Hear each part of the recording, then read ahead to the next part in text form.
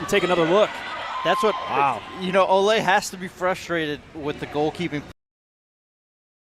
I was pleasantly surprised with how we did. I feel like we did compete to the level that we could. I think you could definitely tell, like, our lack of experience. I think some of our goals were generally just some mistakes, and I think it's like a combination of nerves and just not, you know, having the experience playing at the pace that we were playing.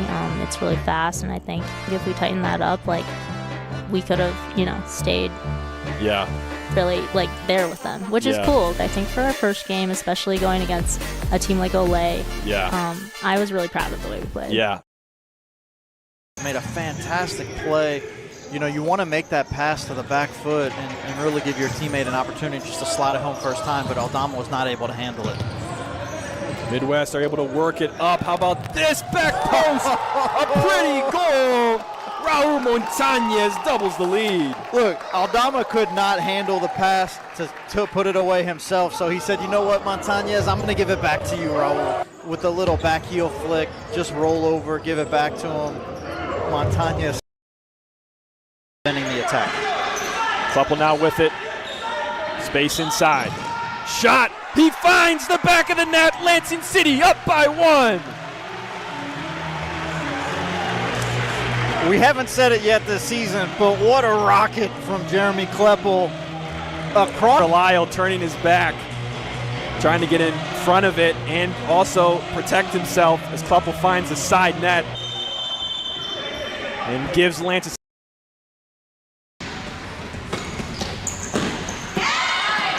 Nice run out of here at Lansing City.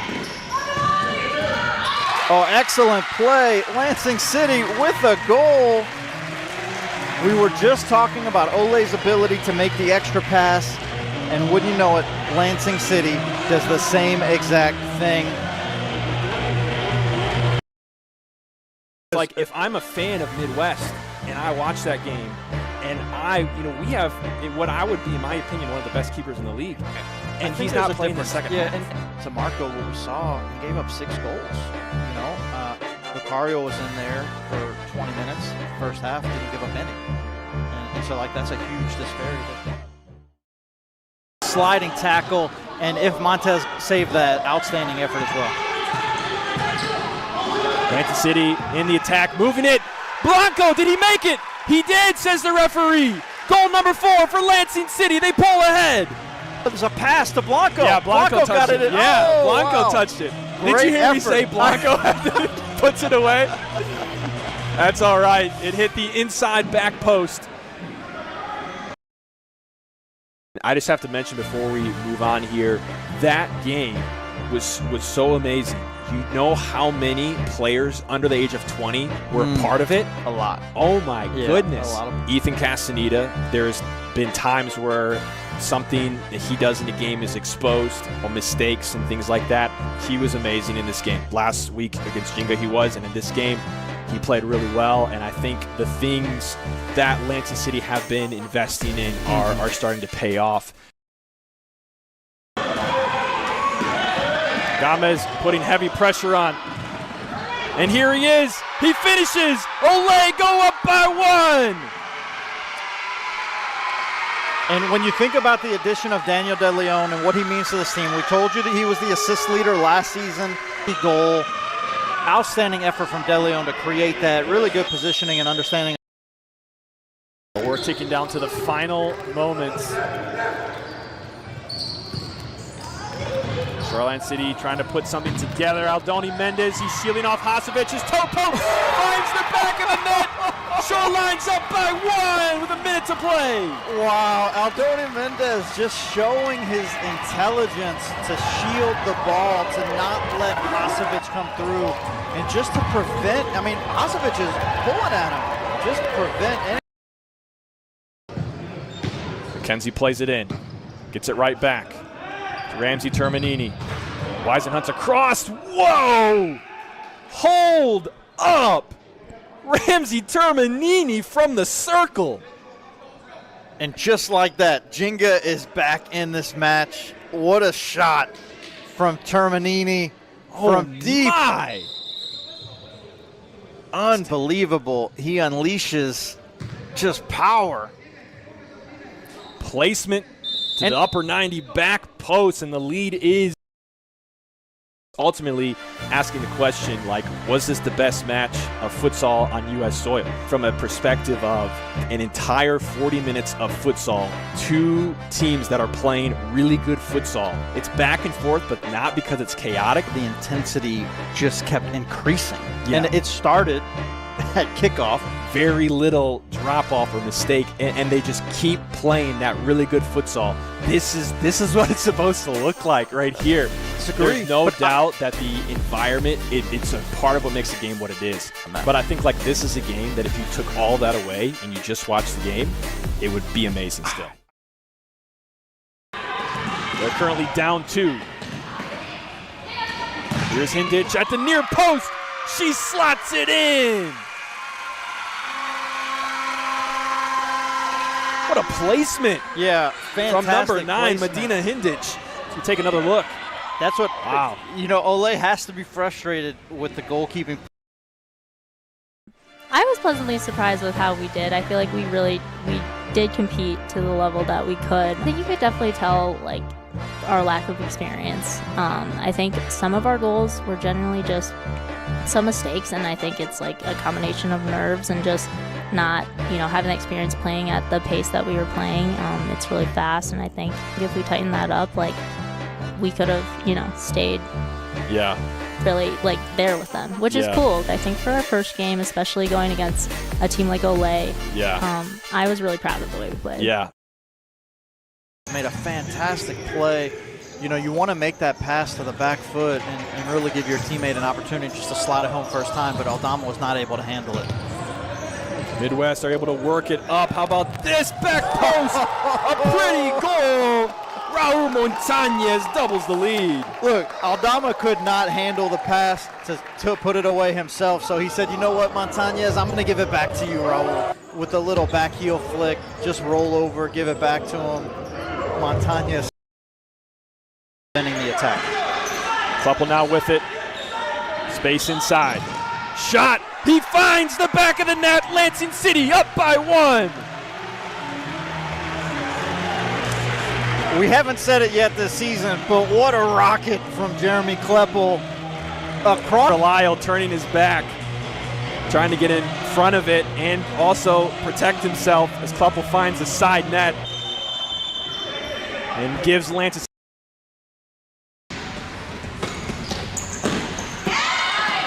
Nice run out of here at Lansing City. Oh, excellent play. Lansing City with a goal.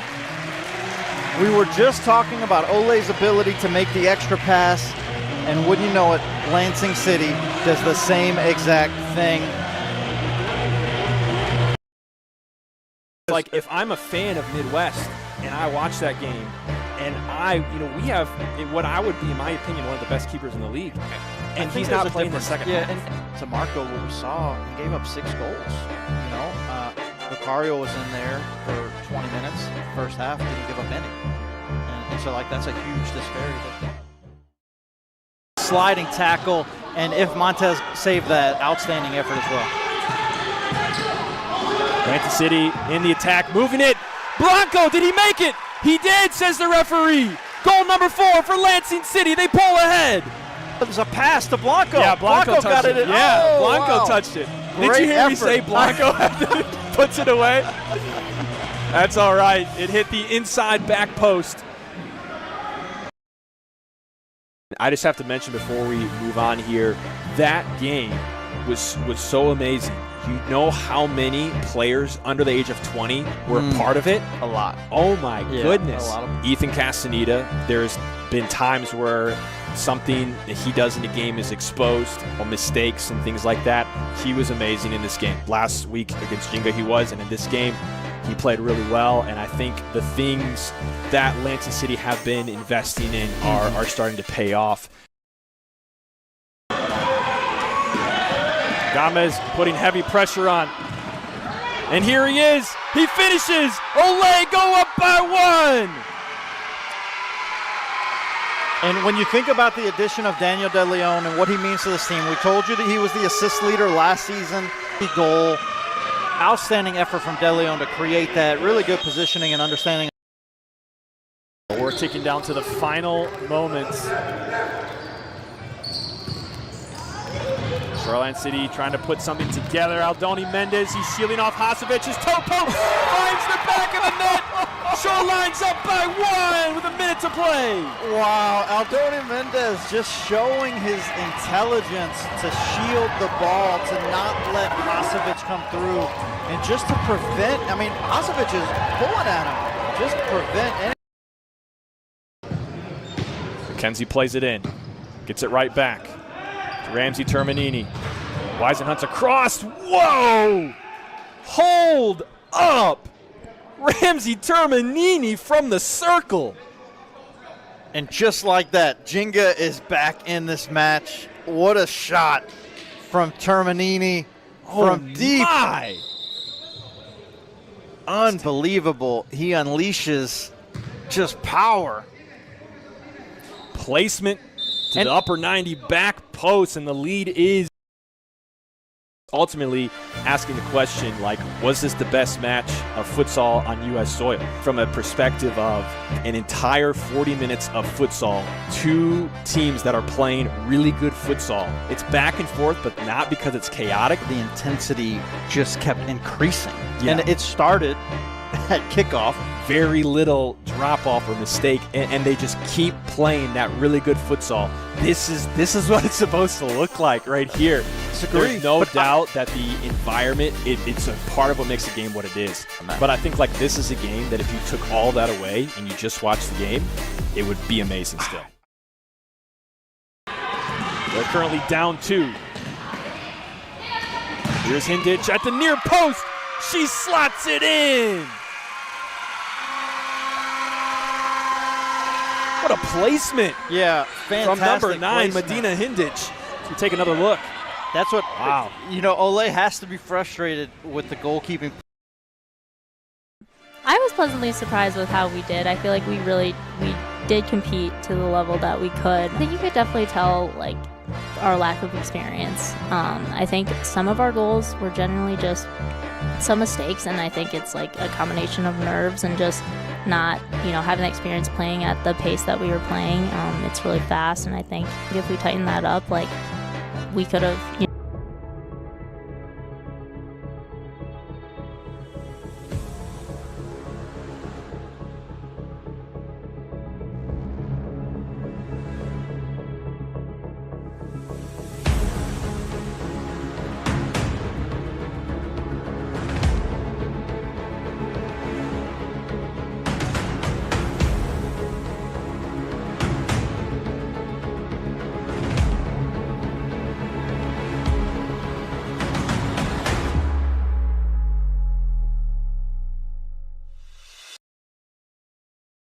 Welcome to the Jolt Creativity pregame show. Jolt Creativity, destroy the lie.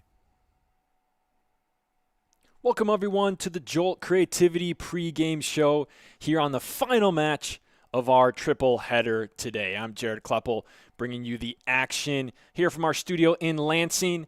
The site of our third game is Detroit, Michigan. We took you to Ohio first, Grand Rapids, and now it's Detroit as Detroit Imperial welcome Ginga to their new home floor, which Detroit will be playing on for the second time this season.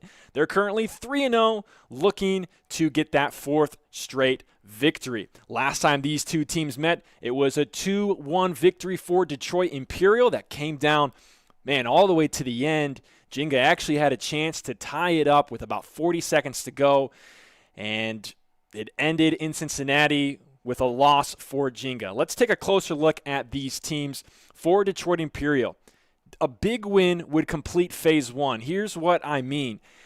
Their first 4 games have been 2 games against Innovation City and 2 games against Ginga. That's how their 2025 beginning to the year goes, and then they'll play in 2026. They're currently 3-0 with a plus 13 goal differential. So if they win big tonight, they go 4-0 in those 4 games, almost halfway through the season, and they bump up that goal differential. Then they'll be entering the more critical part of the season where they're going to play Lansing City next, and then they'll be seeing Ole, they'll be seeing Chicago House, some teams that will be some big challenges for them.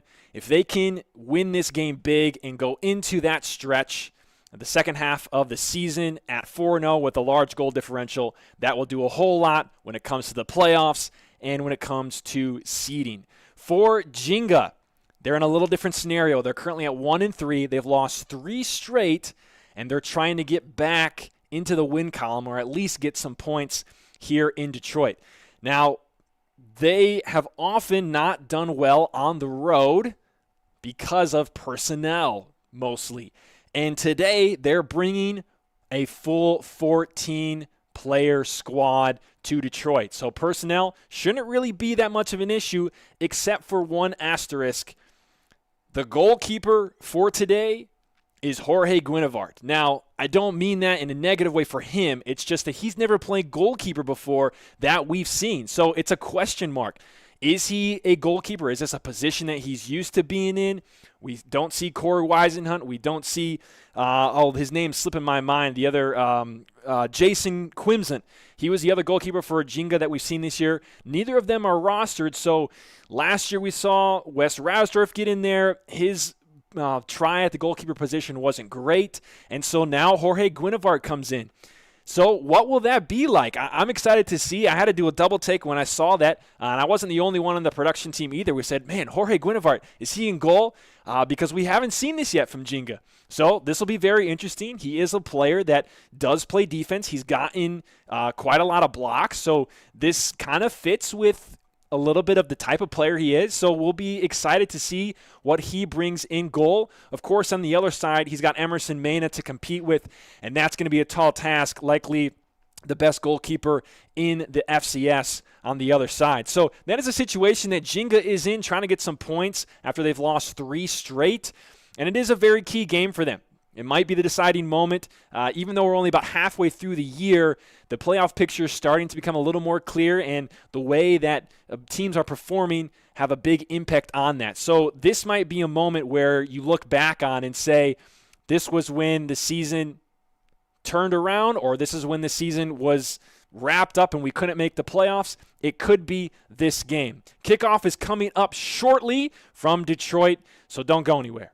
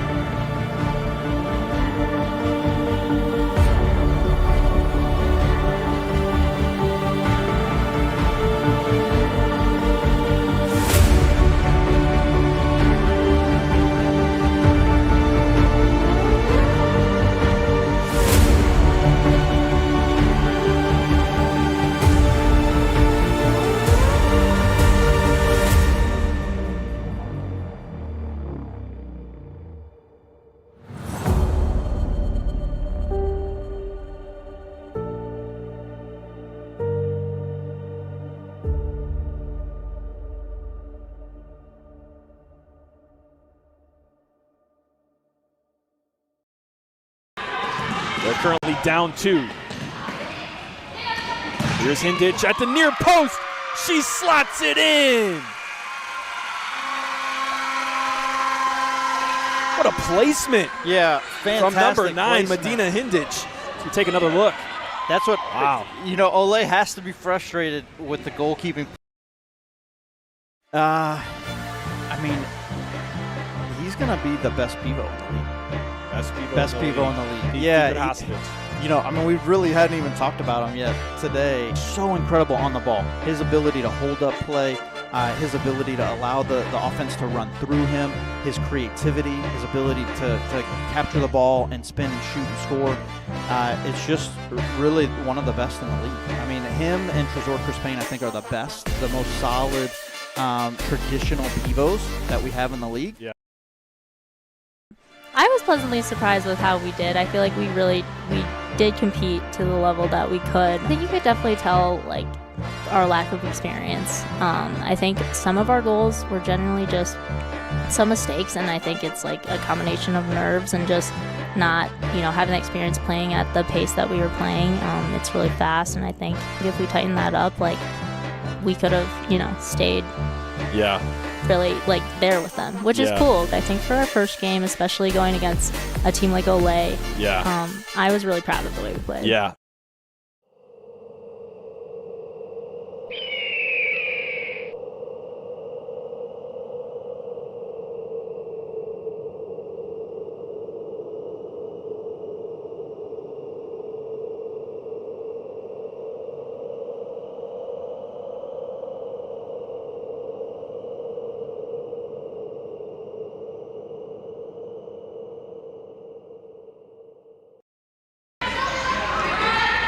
Things inside towards the left.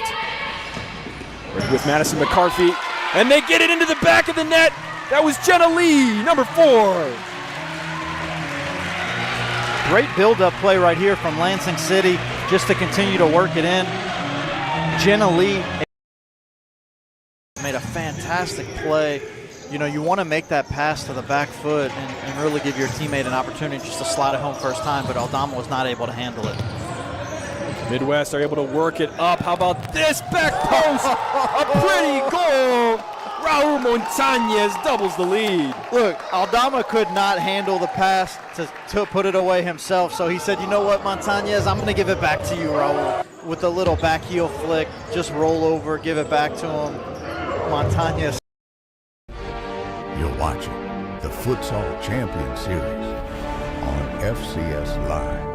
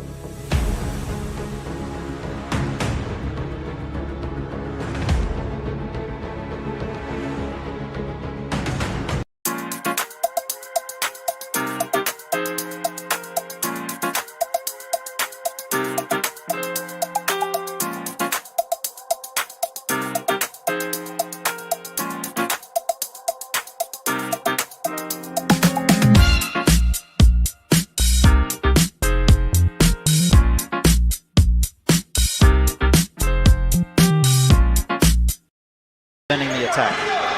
Kleppel now with it. Space inside. Shot. He finds the back of the net. Lansing City up by 1.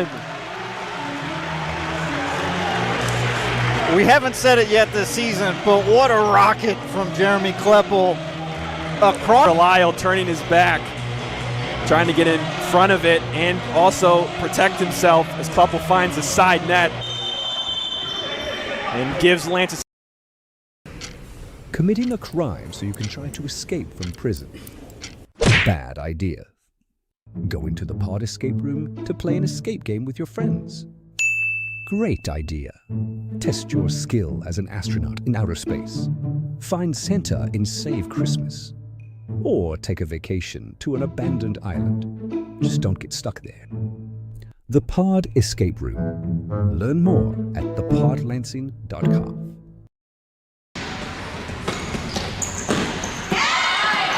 Nice run out of here at Lansing City. Oh, excellent play. Lansing City with a goal.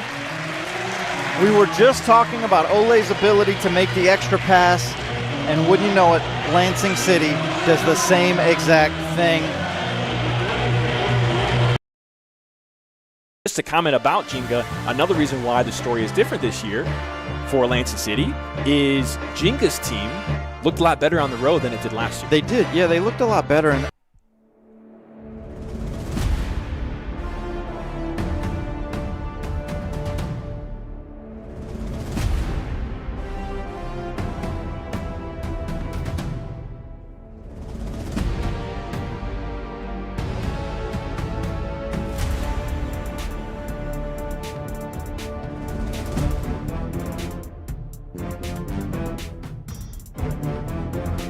Detroit, Michigan is where we end our triple header in the Futsal Champions Series today. It's a rematch from a month ago when Ginga FS hosted Detroit Imperial. Tonight, it is Detroit Imperial who gets home court advantage as they look to begin their season a perfect 4-0, while Ginga trying to find their first points since their opening match. Will they finally break through and move up in the standings, or will Detroit defend their new home court once again with a W? I'm Jared Kleppel, along with the FCS Live production team, bringing you this one from our studio in Lansing.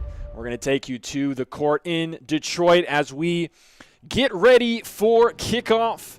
We are scheduled for an 8 p.m. kick Eastern. Looks like we are running a little bit behind schedule there in-house. It shouldn't be too much longer now as the officials make their final markings, and we see Ginga FS in their canary yellow, much like the Brazilians, and making their final runs before the match. Let's take this moment to do a little recap of what we saw today. So in the first match, it was Innovation and Lansing City in Akron.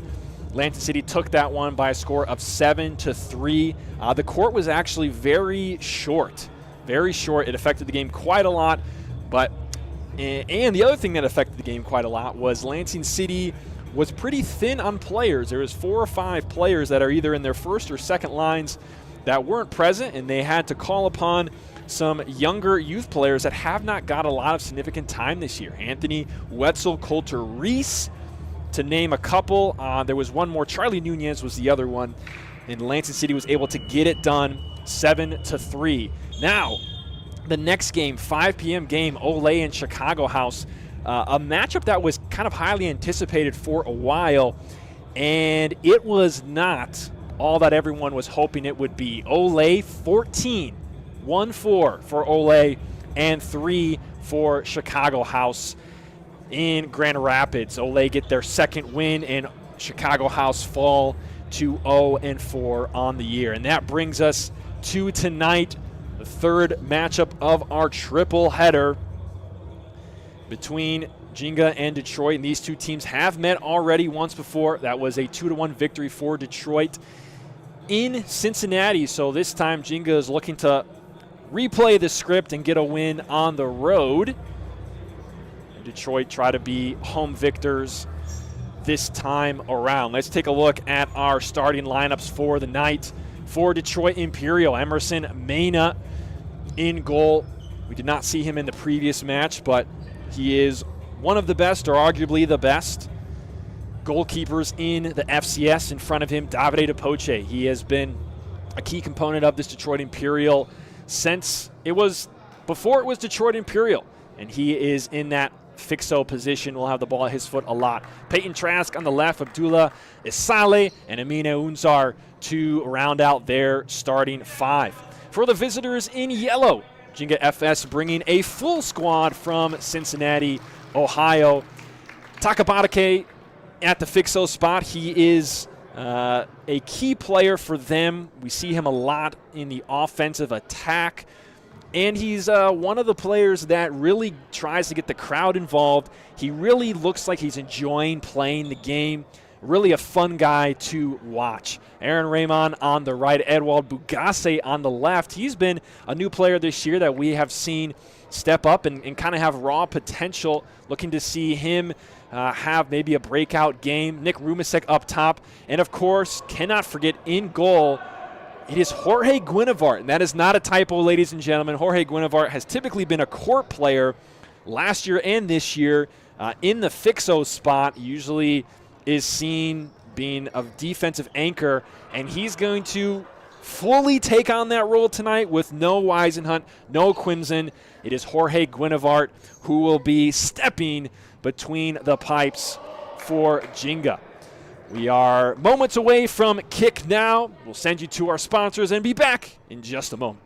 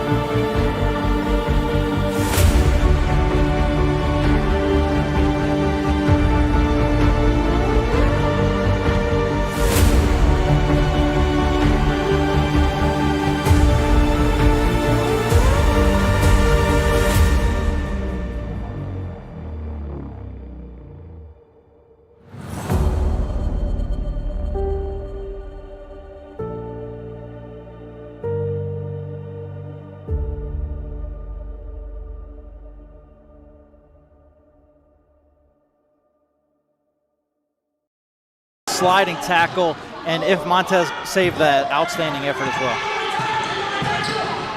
Kansas City in the attack, moving it. Blanco, did he make it? He did, says the referee. Goal number 4 for Lansing City. They pull ahead. It was a pass to Blanco. Yeah, Blanco got it. Yeah, Blanco wow. touched it. Great Did you hear me effort. say Blanco puts it away? That's all right. It hit the inside back post. For Lansing City, they're the new pieces that looked promising in the Ginga game. Alec Nas, Alessandro Blanco. Ladies and gentlemen, welcome to Detroit, Michigan for this matchup between Detroit Imperial and Ginga FS. It's going to be Detroit Imperial in that dark blue going left to right on your screen, and Ginga in that yellow with green going right to left.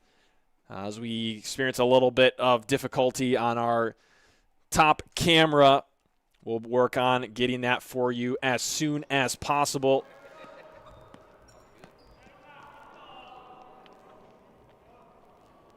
Will be Edwald Bugase to kick off for Ginga.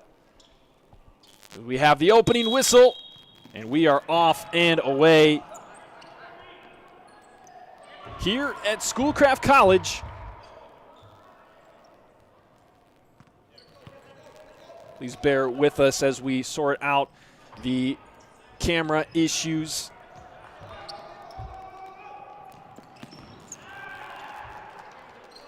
See Emerson Mena there in goal in that light blue. He'll receive the ball here. He has been one of the best goalkeepers in the league for sure, as we have our first foul of the match going against the away team. Not even 30 seconds into the match. Davide DePoce will put it back into play.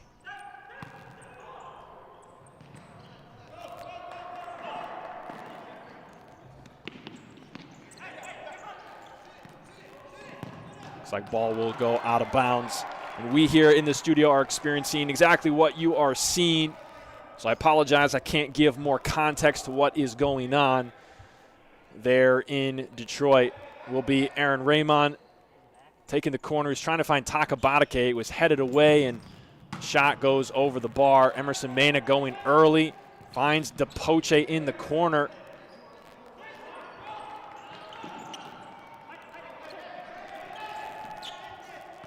And indeed, you see in the pink there for Ginga momentarily in goal is Jorge Guinevart.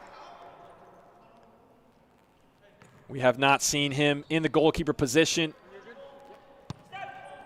this year, or in fact for Ginga at all.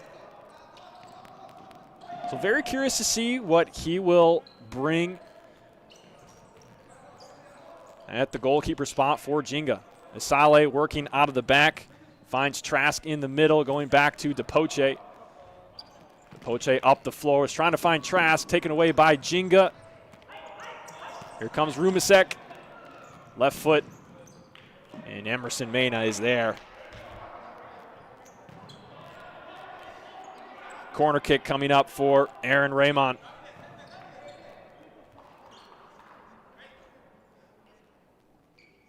Puts the ball down and takes the corner, lifts it up, looking for Takabadake. Got the connection, but was blocked before it could challenge Emerson Mena.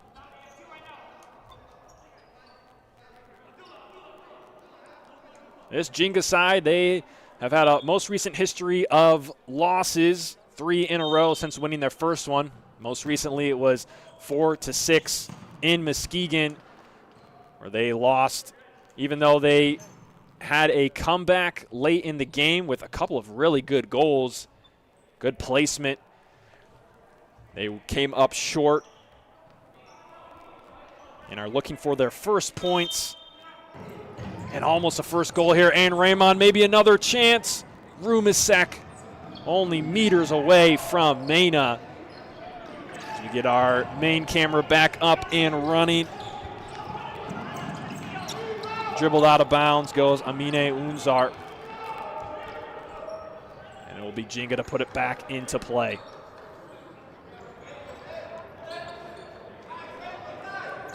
Rumasek to put it in. He goes long and collected by Mena.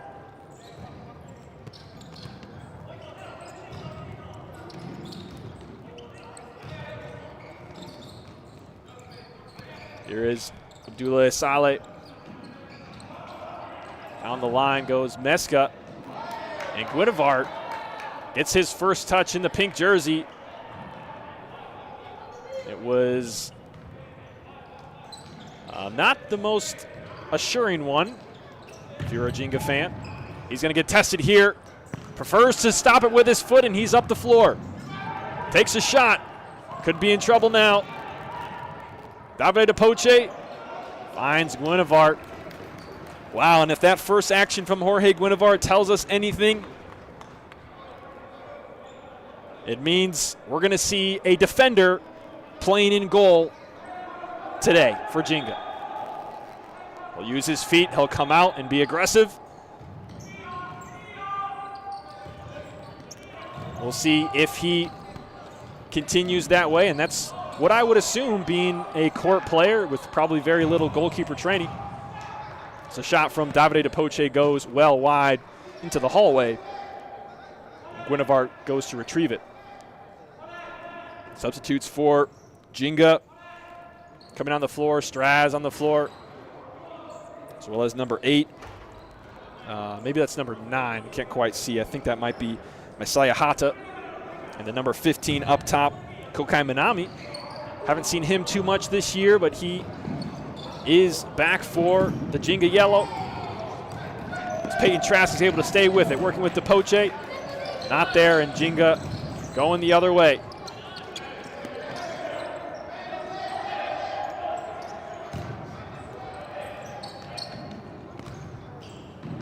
Aaron Raymond. Nice 1-2, working on the sideline. Can Ginga find one? It's there! Ginga on the board first from the foot of Takabarake. Actually, no, Takabarake was on the assist. It was Nick Rumasek. Oh no, Kokai Minami.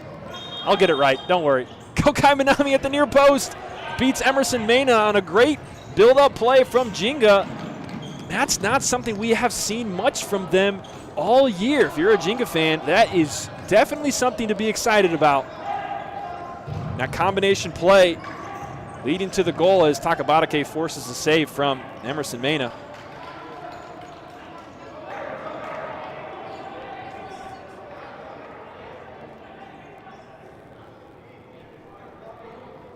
Will be Ginga to restart play here. Last time these two teams met was not that long ago. Detroit snuck by Ginga by a score of 2-1 in Cincinnati. So if that game tells us anything about how this game could go, that goal from Ginga could be massive if it is a defensive battle like it was in Cincinnati. Emerson Mena across half. Bad ball played back to Asale, has to retreat. Now Detroit are keeping possession and looking for a way forward. Here's Peyton Trask. Now DePoche up to, I believe that's Yaya Meska on the far side. Actually, it might be Abderrahman. Peyton Trask with some space getting down the line. Back to Isale, toe poke, near post. Guinevart bends down to greet it, and it's a corner. Ginga make a substitution, dangerous time for it. DePoche's try blocked by Rohan Raymond. He gets another one, this time off of Rumasek. At the far post, subbing in Caleb Loria for Ginga. Oh, this one nearly got through to Abderrahmane. He's got to get back. Shot! Oh! Off the post for Rohan Raymond. Ginga nearly add another one to their tally.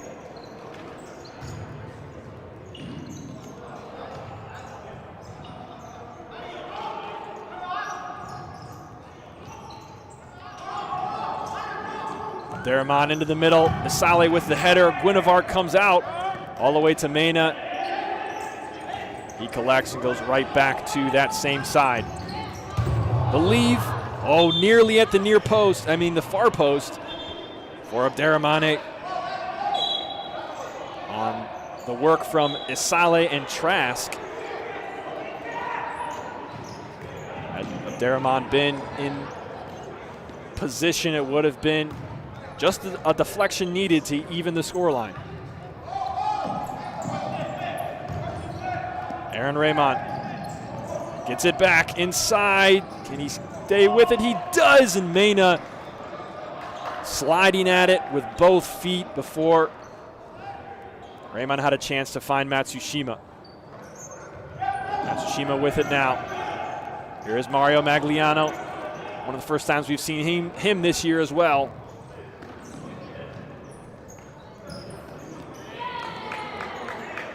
Thought maybe the official would blow the whistle there, but nothing this time. Emerson Mena distributes. Up the floor. Depoche with it. Shot! And it sails high.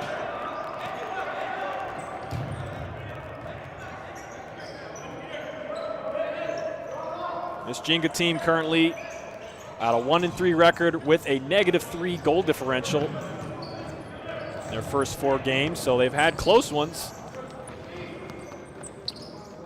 Except for there was 2 that were 4 or 5 goal differences, one a loss, one a win. And on average, they are only at -3.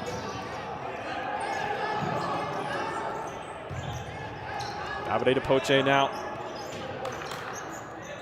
Goes to Wells in the long sleeves. Gives it away. Raymond. Ginga want to make some substitutions and a long try from, I believe that's number 4, Caleb Loria, before he makes his way to the bench. Rumisek, Straz, Risuke Kojima, and Takabatake now on the floor for the Ginga Yellow. Close to Wells. Has a Bouchaban right in front of him. Goes down the line. Tries to find it to him. It gets poked away. Mena will collect it at his foot, and here is Asale. To a Bouchaban. Depoche, did he keep it in? He did. Now Wells. Defense from Straz on the ground, has an opportunity against Mena. Mena blocks it, he's out of goal still. Another block on the shot from Nick Rumisek.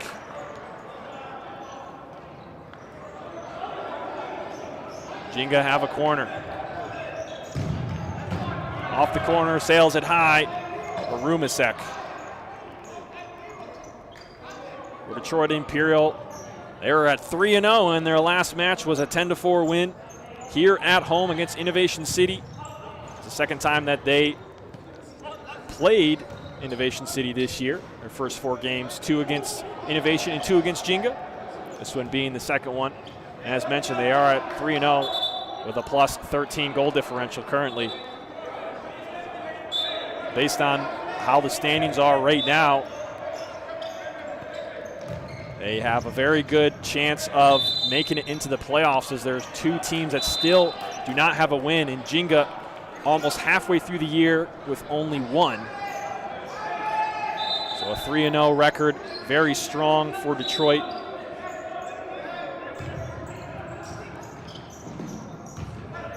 And in the field of teams for the FCS, out of the 8 teams, 6 will continue on in the postseason. Takabatake gets met by Mena right on the edge of his arc. He keeps that one out twice. It will be a Ginga corner.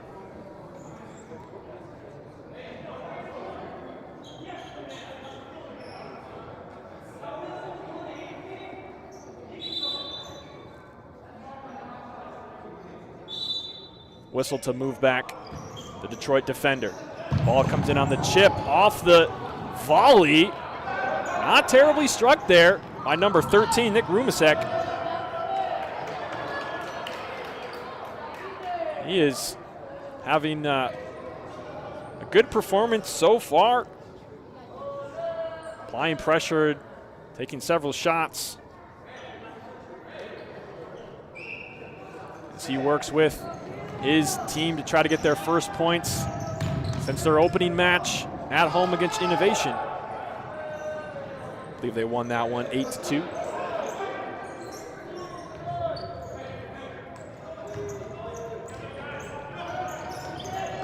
Here's Aaron Raymond. Now Rumasek.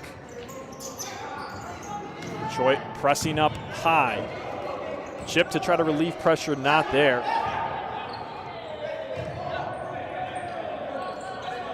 Now Detroit Imperial with possession.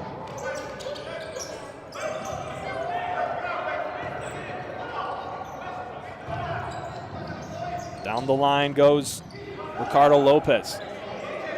He has it here. It's a new name for Detroit Imperial. A couple of new names on both sides tonight, actually. Lopez being one of them has the ball there. He was looking for Ahmed Abushaban up in the pivot spot. Ball taken. Layoff from Rasdorf to Rumasek, forcing a save out of Mena. That is 7 for him already. Ginga applying pressure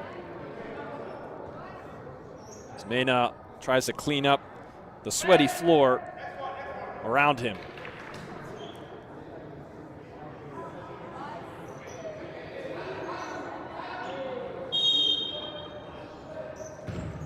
Here comes the corner. And it splits all the Ginga players. Out for a Detroit kick-in. Here is Abushaban. Leaves it for Ricardo Lopez. Lopez finds the poche back to Isale.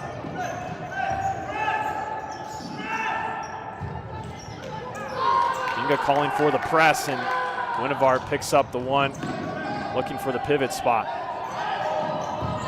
Rasdorf and Rumasek on the near side. Rasdorf has an opportunity, collected with ease by Emerson Mena.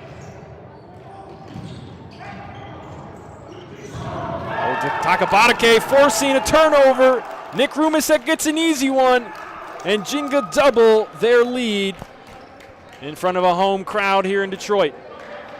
Home crowd for Detroit, I should say. Breakdown in the back. Pressure, bad ball from number 4, Lopez. Takabatake jumps on it, and Rumasek there to work with him. You see in the bottom right of your screen there actually is a pretty good Ginga presence here in Detroit as Detroit Imperial wants time. I actually have heard that there is a somewhat significant fan base in the Detroit area for this Ginga squad out of Cincinnati. We heard them on that goal. Today's match is sponsored by Ally Marketing. If you're looking for a partner in the marketing space that treats you more like a friend rather than a number in their checkbook, check out allymarketing.us, the official marketing partner of the Futsal Champions Series. Ally Marketing, let's be friends. Detroit Imperial taking time there, currently trailing by 2 goals halfway through this first half. They've had some opportunity. They've had the ball. Really, it's been a fair amount. They're not getting dominated, but Ginga have definitely capitalized on their opportunities, and they are looking better than I think I've seen them this year. They're applying pressure. They got that second goal off a counter. The first one was more of a combination play that would be exciting for any Ginga fan out there. And if you're rooting for Detroit, this is definitely, you want to see something out of this timeout that, you want to see your team cut back into this lead definitely before the half, but sooner would be better. Can they test Jorge Guinevart? He has not been tested much today, credited for 3 saves, but really he hasn't been tried much in net. He makes this long ball. Ginga with a, oh wow, kind of had a 2v1, but sending it to the sky was Nick Rumasek.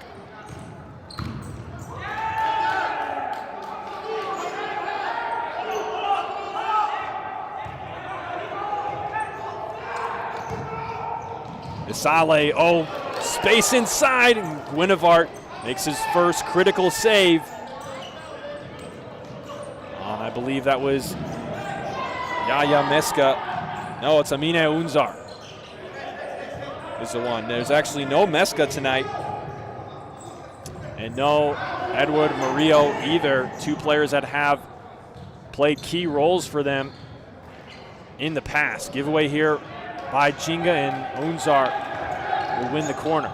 Takes it quickly. Abdullah Isale trying to find Unzar at the near post area.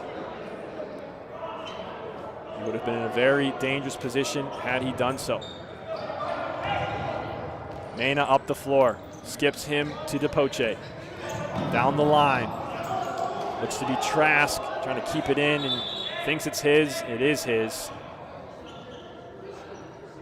Depoche comes over to kick it in.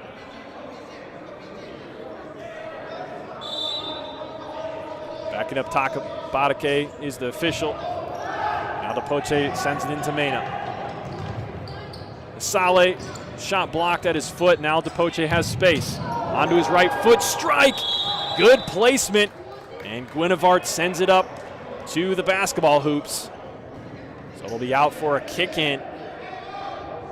That's really the first save we've seen Guinevart make with his hands. Continuing to show us what he's got in goal as the game goes on. Mena now, all the way to the other side. 5 attackers for Detroit at the near post. Really good chance, but it doesn't come up with anything for Detroit. Guinevart with the long one. Headed on by Imperial, and a corner for Ginga coming up.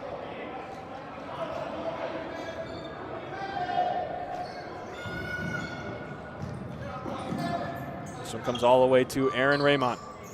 Yes, Matsushima supporting.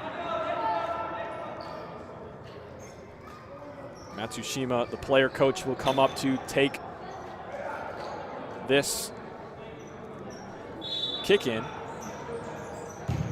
Leaves it for Aaron Raymond. Bouncing around, still with Ginga. Raymond, can he keep it in? He does. Mena had it for a second. Now in the possession of Detroit. They give it away.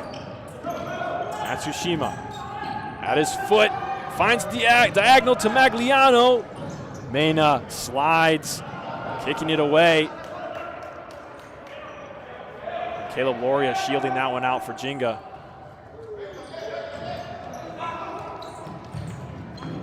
Matsushima. Foul ball quickly to Detroit the other way. Guinevart is challenged once more. He's got 6 saves to his name. Oh, the far post. It was open for Takabatake. Aaron Raymond nearly there. Could have been 3 for Ginga had he been 1 step closer to goal. Detroit escape.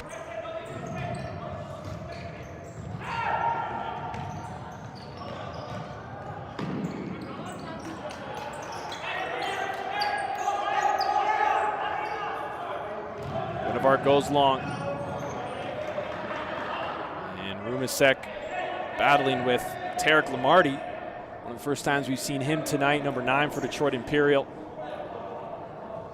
Battle goes in favor of Ginga. They kick it in here. Across half comes Jorge Guinevart. And he goes into the defending half with that touch. But he hadn't touched it in the defending half yet. So no second touch. He's back in goal, and the possession from Ginga ends up kicked out of bounds. Imperial will make a change. Poche getting some rest. We seldom see him on the bench tonight, I would guess. He has been on the floor quite a lot already. I see him back in the match shortly. Shot left foot, it's a good one from Rumasek. Mena is able to handle it and goes up the floor to Lamardi. Trask finds Unzar. Isale. Two defenders for Ginga.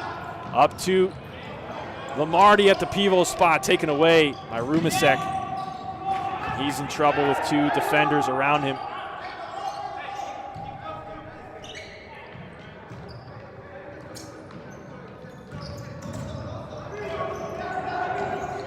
Attempt inside is a giveaway to Ginga.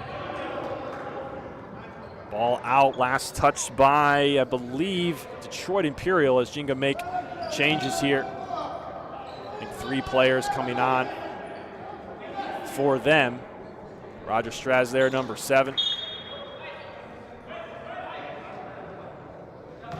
Ewald Bugase looks like he's going to be coming in soon. Wes Rasdorf, number 11, and 5, Ryusuke Kujima on the floor as Detroit Imperial win a kick in deep in their own zone.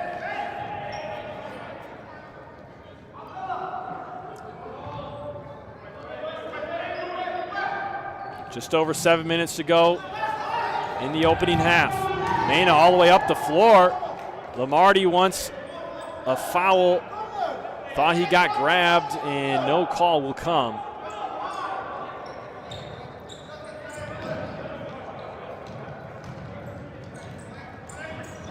Wes Rasdorf turns, able to get it back to Takabatake. Straz inside, no player there. It's in the possession of Imperial. Saleh slows down to the top of the arc. Guinevere with his feet denies Jafar Abadawi.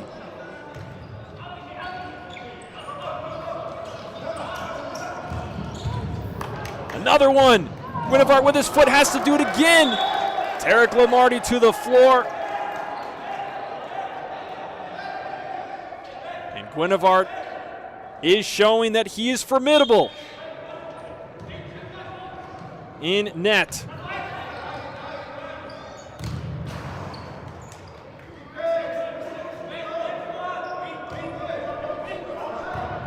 He's got 8 saves. And he has to do another one here, slapping it away. And really, that's not that impressive of a save for a goalkeeper in futsal in this league, but for a court player stepping in, Jorge Guinevere is doing very well. Straz sliding to keep that one from reaching his goalkeeper.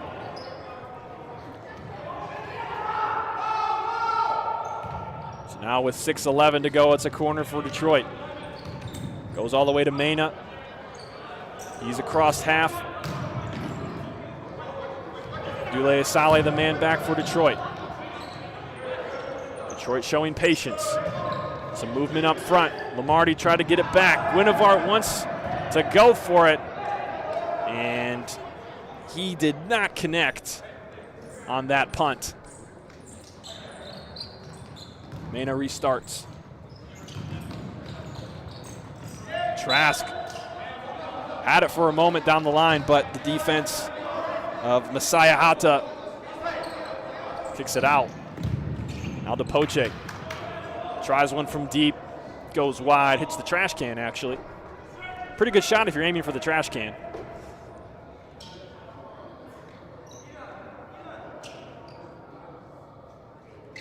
And Guinevere will chase it down.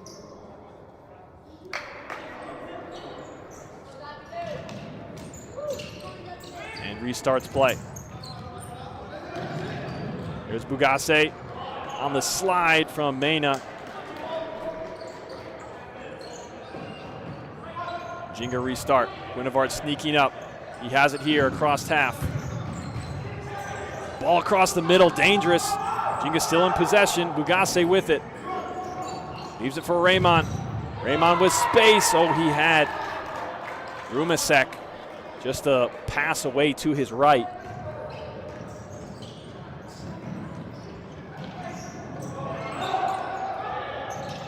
Detroit took over for a moment, but Ginga now have it. Bugase under pressure. Pressure too much, he has to clear it away.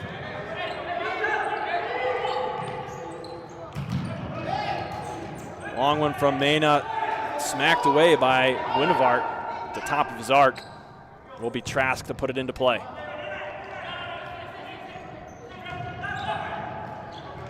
Poche and Asala in the back. Looking the ball around, looking down the line. Rumasek thought it's his. So did all his teammates right there on the bench. And it is theirs.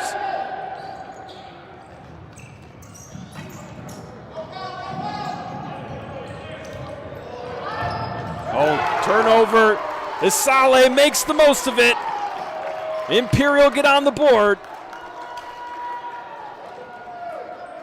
They trail by 1. Move away from Raymond there. Left foot of Abdullah Isale. Takes his chance and beats Guinevart for the first time tonight. And now we match the scoreline from the previous meeting of these two teams. And wow, Aaron Raymond off the volley. That one came fast at Mena, and you could tell the way he reacted that really did come flying in at him. All he could do to get his hands up and protect his face on the volley from Aaron Raymond. And indeed the corner will be on the other side after some confusion.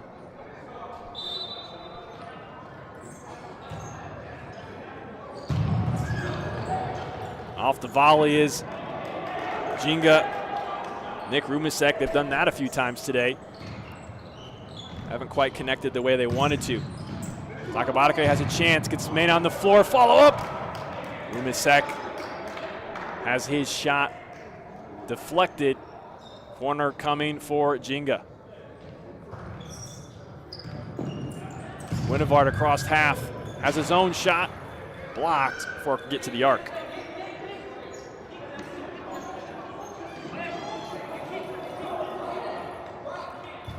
Poche organizing the defense. Rumasek tried to find Guinevart, and it was a bad decision. Imperial capitalize and even this one out. 2 apiece.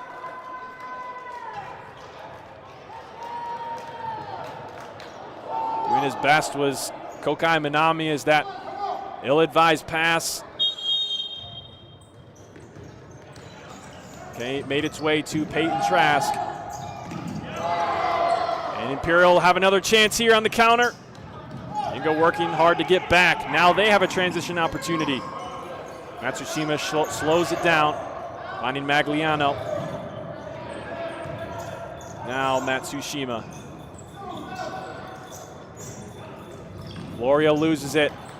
Imperial right into the hands of Jorge Guinevart. 3.5 to go in half number 1. Detroit have eliminated the 2-goal deficit they once faced.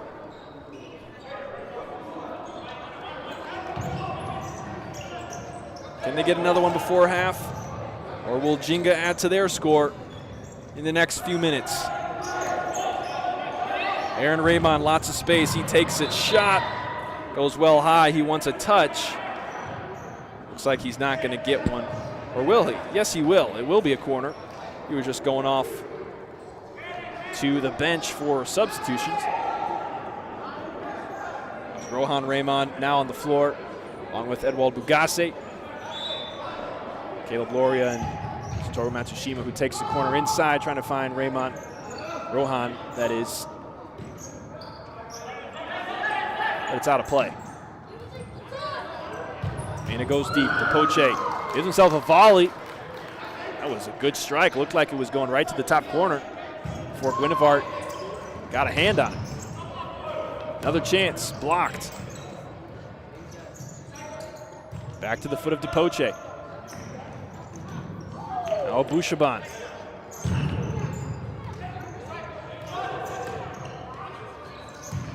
Saleh's got Depoche in the middle, bouncing around, headed that direction. He's still got it left foot. Guinevart's there. Depoche on the follow-up. Can't keep control. And Ginga, get out of it. Clean.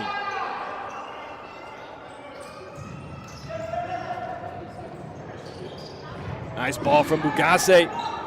But Mena is there to thwart the attack from Loria.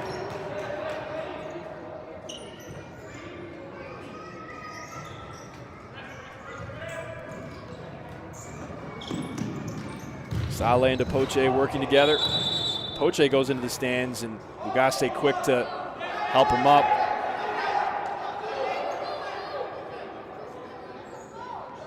Discussion between Depoche and the official there. I think this is going to be out of bounds for Detroit ball.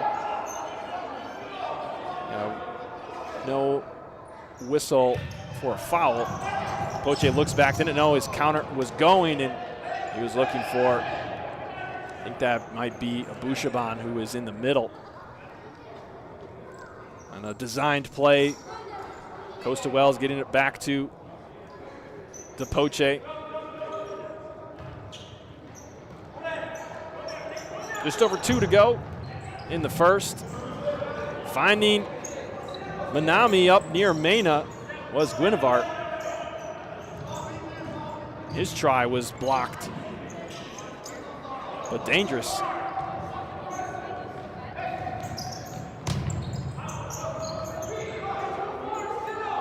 Costa Wells on the far side. Gets by Straz.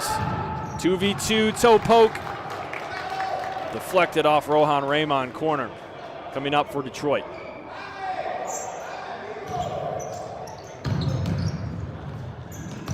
Shot blocked by Rohan Raymond. Costa Wells with it. Now Lopez wants a long one. It's blocked. Tripping over the ball is Abushaban. Ginga won a handball. Don't get one. Play continues.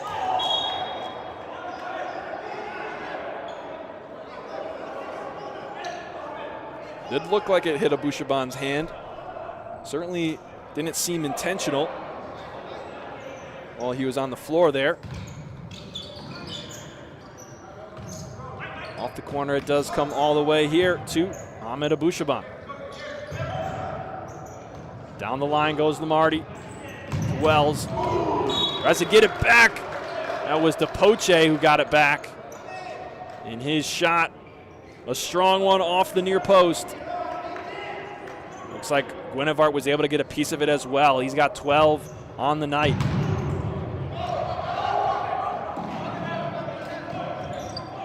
.60 seconds to go. Costa Wells right back to Abushaban. He's got it here, looking for space down the line. Gets it, plays it across. But no blue shirt in the vicinity.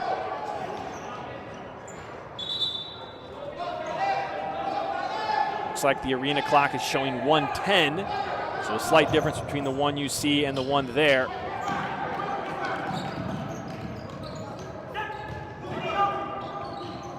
Detroit try to build up an attack from the back. Poche attempting to go down the line. Rumasek stops him in his tracks and wins a kick for Ginga. They have 50 seconds to get something done here. Long one from Guinevart, finds his mark. Rasdorf on the follow-up. A good, solid strike, but placed right at Mena's. Ricardo Lopez is trying some acrobatic shots. And a, wow, near post for Takabatake. Good save by Emerson Mena.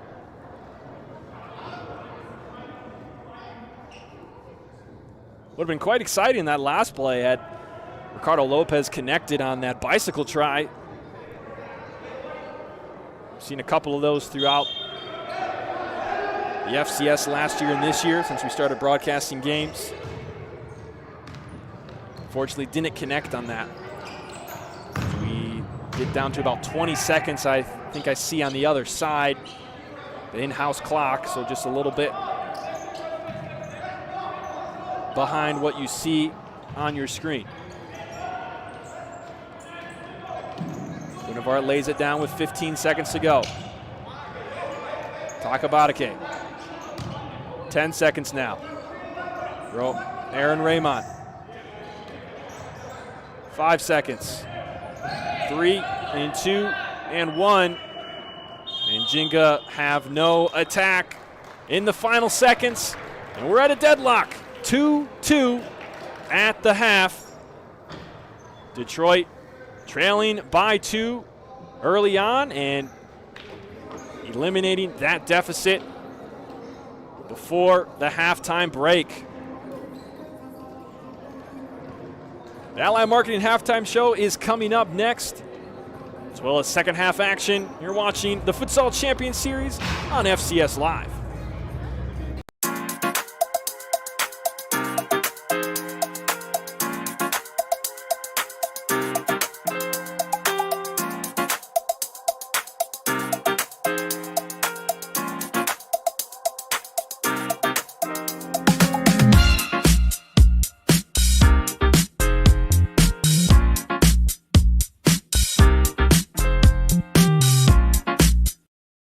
We're ticking down to the final moments.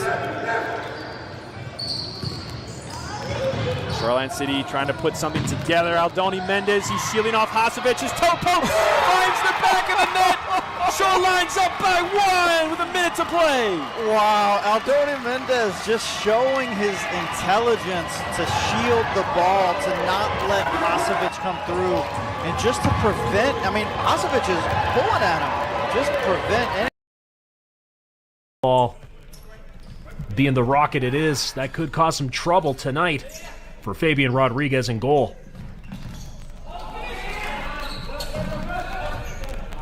And Shoreline, big time stop right off it, and the rebound buried in there. And Shoreline just continuing to lay it on thick.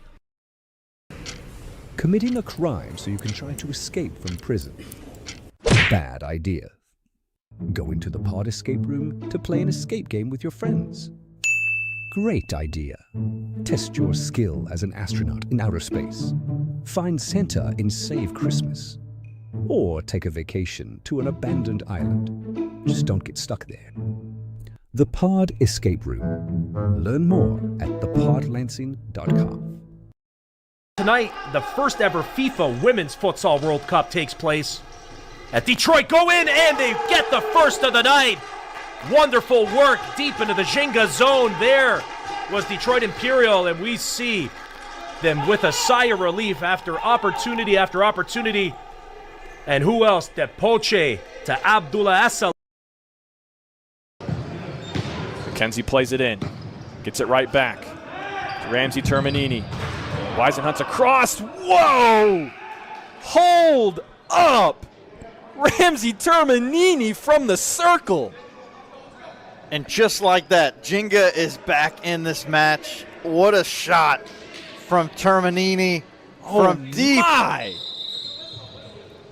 Unbelievable. He unleashes just power. Placement to the upper 90 back post, and the lead is ultimately asking the question, like, was this the best match of futsal on U.S. soil? From a perspective of an entire 40 minutes of futsal, 2 teams that are playing really good futsal. It's back and forth, but not because it's chaotic. The intensity just kept increasing. Yeah. And it started at kickoff. Very little drop-off or mistake, and they just keep playing that really good futsal. This is what it's supposed to look like right here. There's no doubt that the environment, it's a part of what makes the game what it is. But I think like this is a game that if you took all that away and you just watched the game, it would be amazing still. Like if I'm a fan of Midwest and I watch that game, and we have what I would be, in my opinion, one of the best keepers in the league. And he's not playing the second half. And to Marco, what we saw, he gave up 6 goals. Lucario was in there for 20 minutes. First half, didn't give up any. So, like, that's a huge disparity. You're watching the Futsal Champions Series on FCS Live.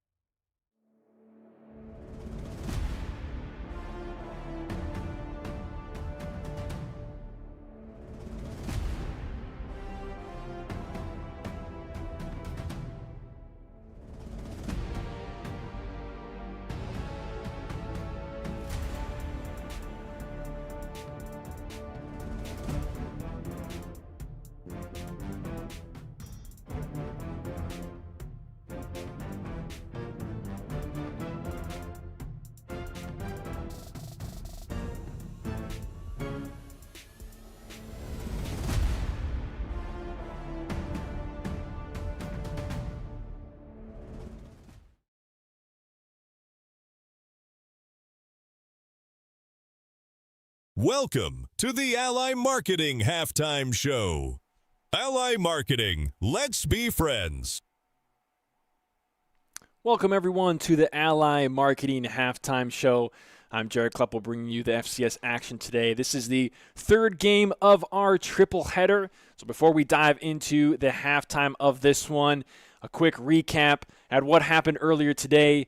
Lanton City traveled to Akron, Ohio, and won on the road by a score of 7-3 against Innovation City. Lanton bringing a pretty thin squad to that game. Only had, I think, 4 or 5 subs, with 5 or 4 players that are in the first or second lines missing, something that many teams in the FCS, really every team in the FCS, deals with throughout the season. And today was the day that they dealt with it, but they were able to come out on top with great performances from their usual. Drew Barney, Jack Fisher, Jeremy Kleppel, Ethan Castaneda. Chris Payne played a role, and some youth players coming in and adding their own touch to the game, and they did well against that Innovation team. Speaking of young players, Chicago House is full of them, and they went to Grand Rapids in the second game today at 5 p.m., squaring off with Olay, and it did not go the way Chicago wanted it to go. A 14-3 loss for Chicago House on the road. They dropped to 0-4, and Olay go to 2-0, 5 goals from Cesar Alayo, a couple of hat tricks. I think Aaron Gomez had a hat trick, maybe another one as well. And they get a large addition to their goal differential in their second win in 2 games in this season, and they still remain undefeated in FCS play. And that brings us to the third match, the one that is currently at halftime, Detroit Imperial and Ginga FS. A 2-2 deadlock at the break. Ginga went up by 2 early on, and Detroit was able to equalize. We're going to take you back out to the court as we are just about ready for the second half kick. And while we do that, a couple things that I saw in that one. First of all, I have to mention, since we talked about him in the first one in the pregame, Jorge Guinevart playing goalkeeper for Ginga FS. And he is doing very well. We saw early in the game he was using his feet most of the time, but he was challenged in a way where he had to use his hands a couple of times. And now it is, he's been playing well. And we have second half kickoff. We're ready to go. 20 minutes on the clock. And there is Jorge Guinevart, as we mentioned. His counterpart in the other net, Emerson Mena, also did well. Both of them having 12 saves with 2 goals against and an 86% goal save percentage. We do have some issues again with our main cameras. DePoche has a shot there. Not sure what the issue is for that, as it was working just fine in the first half, but right now all that we have to show is the camera angle here on the floor. We'll work on that. Please bear with us as we get the first camera back up, and there it is as Nick Rumasek is under pressure. The teams switch ends for this second half play. Giveaway to DePoche. He scoops it, and it's picked up by Guinevart. Guinevart lays it down. Off and away go Ginga. Can they get one here? Bugase does not get anything on that attempt. Boy, that was a good one for Ginga in the first minute. They have a 3-on-2 here. Can they do something with it? Mena says no. About to poach the other way. Thought he got clipped by Bugase. Looked like good defending. Getting back there, interrupting the shot.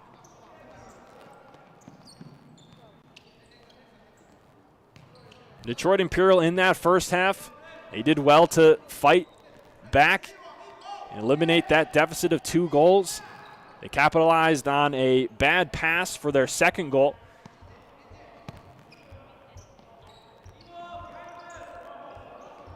And did well to get that first one to cut into the lead.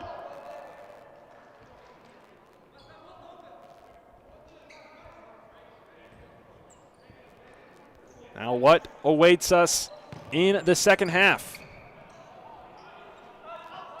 Last time these two teams met, it was a 1-goal difference that separated the two at the end of 40 minutes. Tonight, it is looking like it could be that close once again.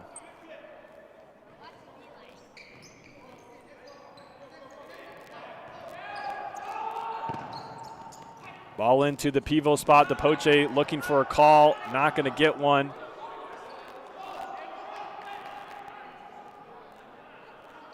I think he was wondering where the official on that side was.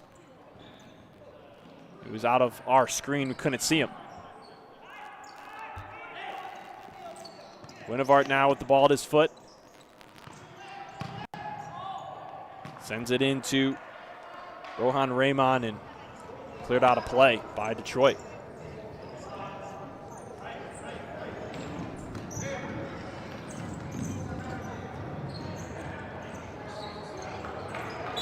Poche is going to commit the foul, or is he? Is that against? It was against Ginga. My mistake.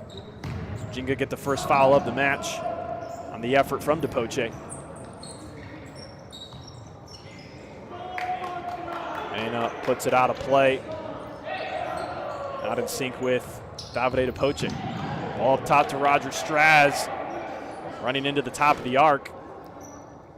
Would have been a good opportunity. Now Ginga again, holding up play. Looking for Takabatake was, that was Kokai Minami.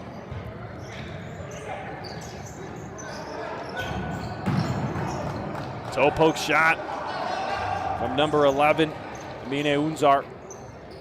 Goes high. Doesn't bother Jorge Guinevart. Direct up the floor. Fighting for it is Minami, but it goes the way of Abushaban. Shot wide of the mark for Unzar.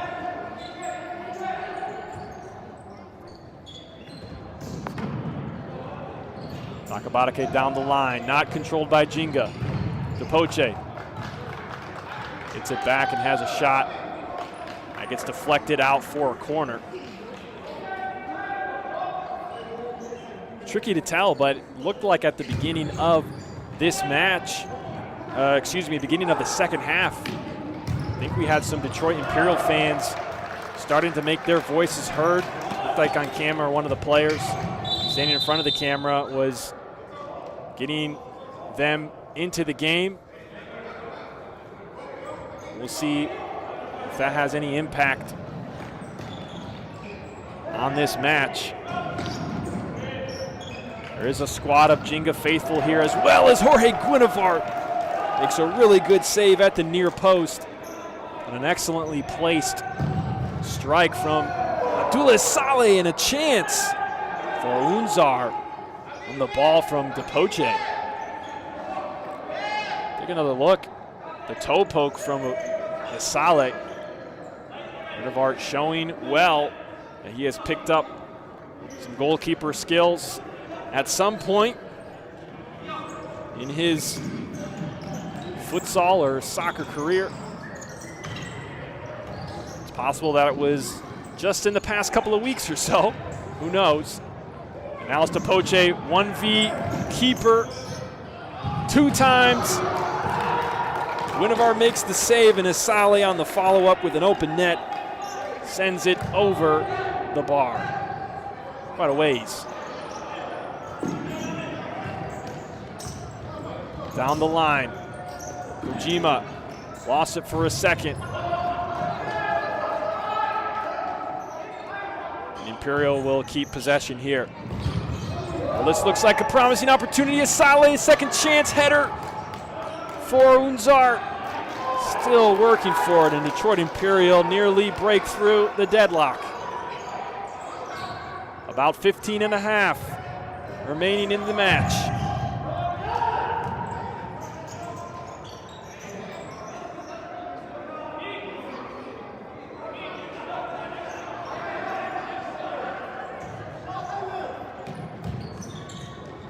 Comes to Depoche in the the middle to Unzar. Muscle off the ball. Ugase, Unzar with the slide.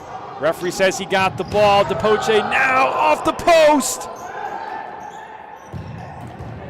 Again. Looks like Depoche is asking for perhaps a handball. We take another look. Yeah, might have gotten the arm of Caleb Loria. Can clearly see Depoche felt he saw that. Hard to tell on that angle. Looks like we have an injury on the floor as well. Off the ricochet of the post. Oh, yeah. That definitely came off of Loria's hand.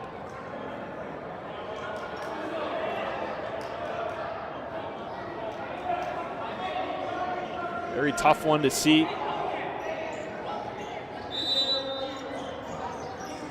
It will be an Imperial corner.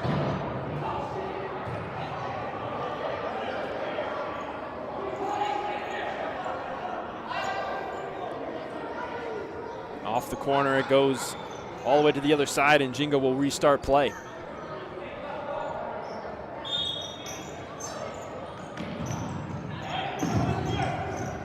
Guinevart first time to the hands of Mena. Right back his direction. Can't keep it in bounds. It will be Detroit Imperial ball.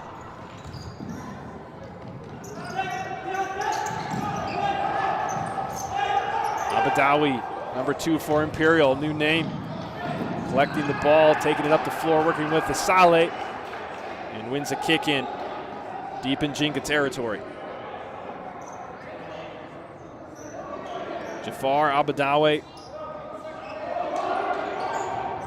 almost had a goal in the first half, I believe. Imperial give it away. Ginga on the attack, toe poke. Handled well by Mena.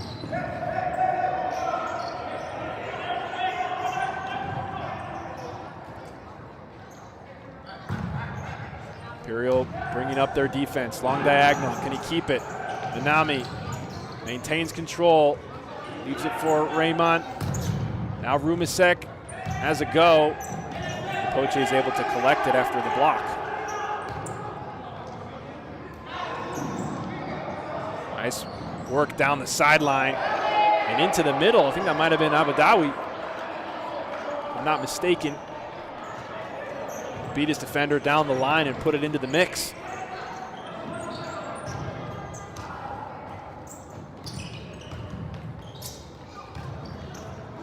Aaron Raymond to Straz. Straz up in the direction of Magliano. It's past him.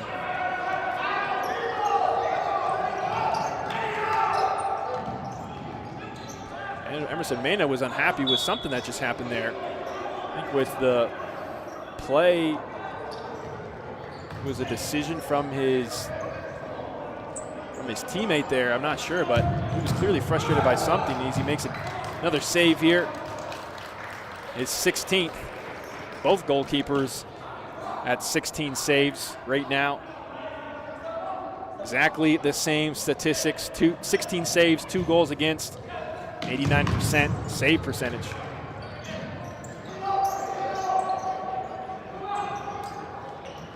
Down the line goes Takabatake. Can't get by Asale on the slide.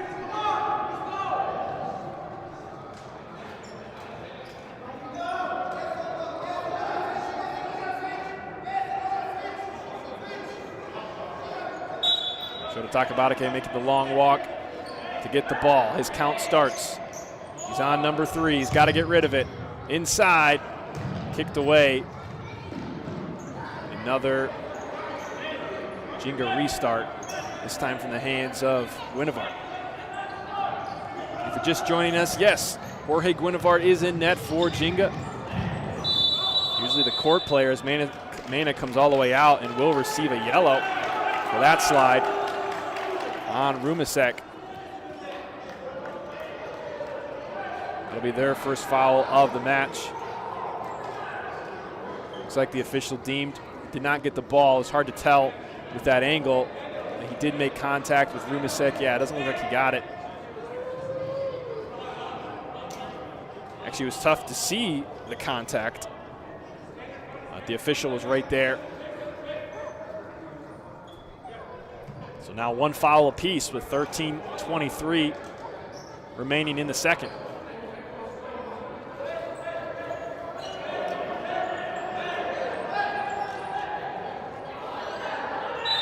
Some action going on in the middle.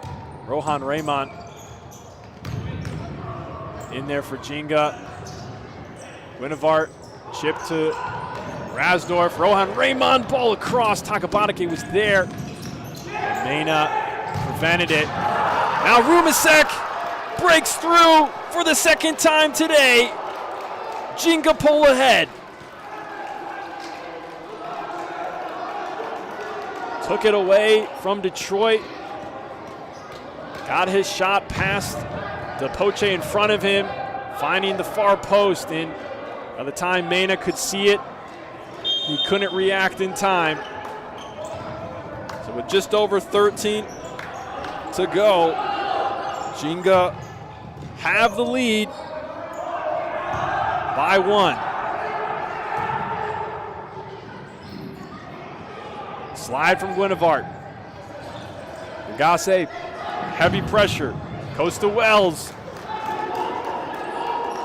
His shot blocked by Hata. Guinevart coming out.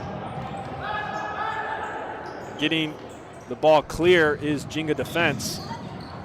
Depoche settles that one for Wells. Can he bring it down? He does. Right into the hands of Guinevart at the near post. Aaron Raymond to Bugase. He puts it wide of the net.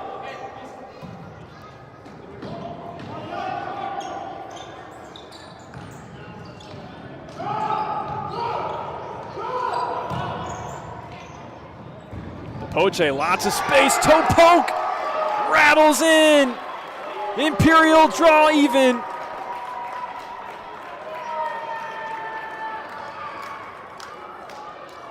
So much time for Depoche. Toe poke to the far post. He had help from Amine Unzar. But the help ultimately came from Rumasek off the deflection from Guinevart. And we are all square once again.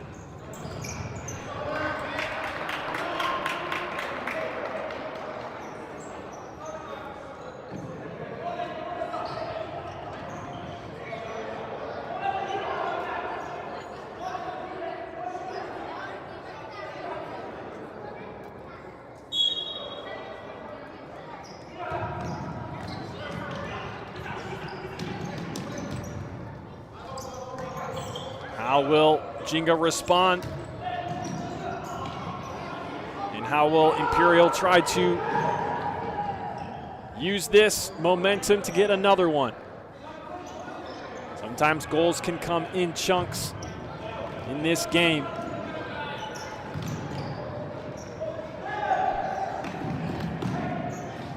Imperial working in the back. Deramon goes up to Lopez. He loses it. Now Ginga have their opportunity. Guinevart sends it long, and it's off the mark.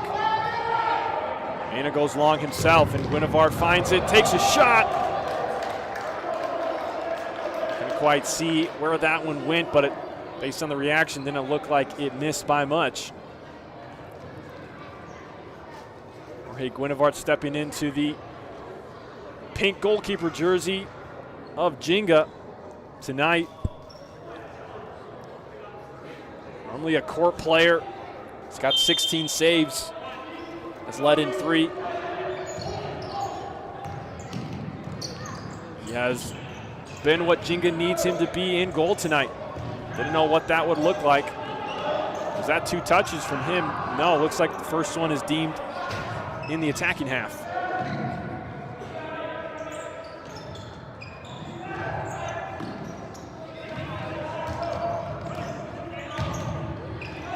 Detroit being patient. Little grab there, no call from Deramon, preventing Raymond from getting to that loose ball. See Raymond chatting with the official about it.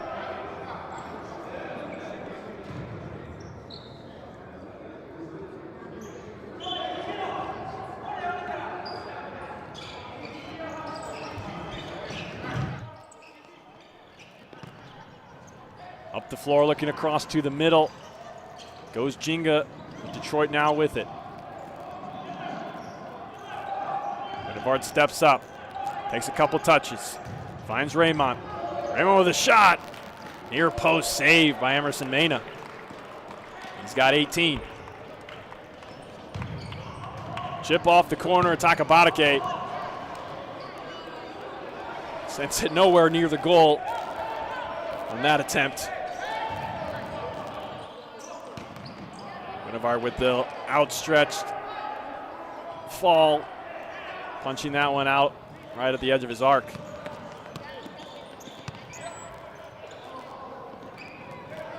Costa Wells beats 2 defenders. Shot blocked by his own teammate. He's upset. DePoche on the follow-up. Good try from him. Looking for the far post. Benevard's there. Rumasek has a try. Won't trouble Mena. See the Ginga faithful in the bottom right-hand corner of your screen. Wearing all those gold jerseys. Well, this one is trouble for Detroit. Rumasek, surely he can finish. He does, and that's 3 for Nick Rumasek.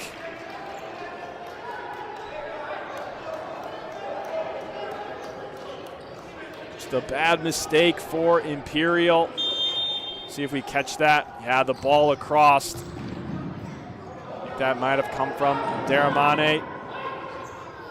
Didn't quite see the number there. Rumasek pounced on it. It was too much for Mena to rebound from. And Ginga regained the lead.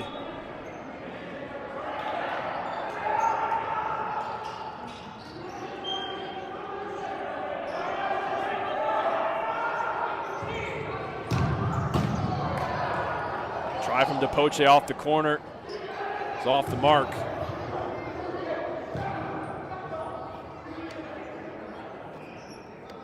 In today's match, Detroit have not led. Well, they have equalized twice.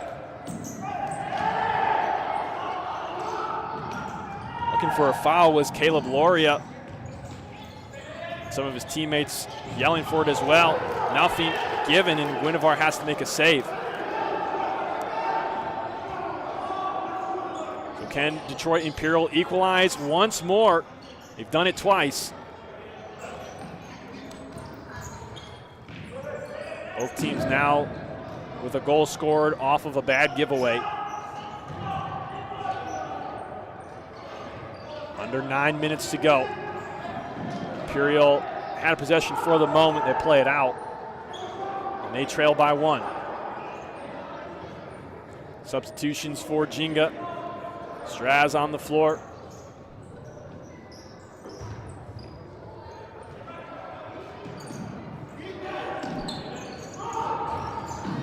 And it goes long, headed away by number 4, Caleb Loria.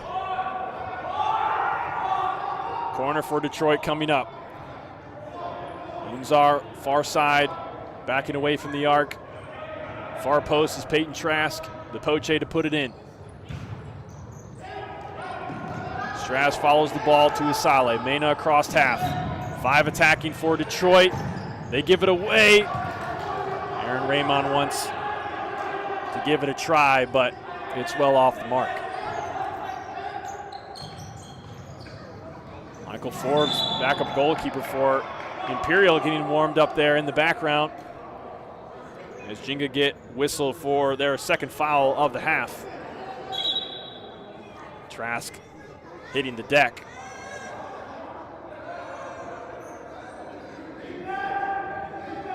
Perhaps Michael Forbes, the preferred flying goalkeeper for Detroit Imperial.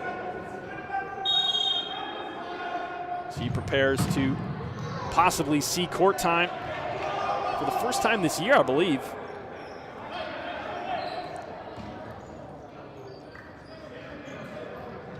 He was traditionally the goalkeeper of this Detroit Imperial squad, and before that, when they were Midwest, he had been in goal for quite some time. He's really actually a very solid goalkeeper. when Emerson Mena came along last year, displayed a level of talent that was very rare in this league. Quite possibly the best goalkeeper in the league. Imperial had to give the nod to him.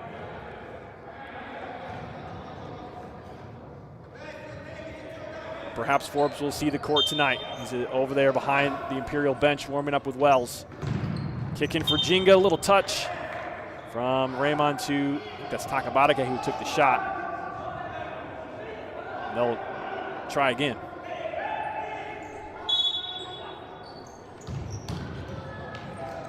All across the middle. Mena slaps it away. Guinevart follows up.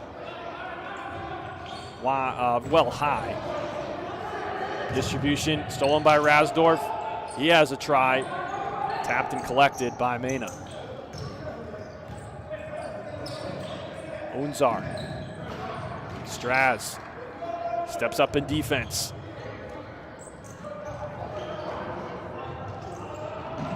Poche down the line looking for Asale. Asale keep it in, no.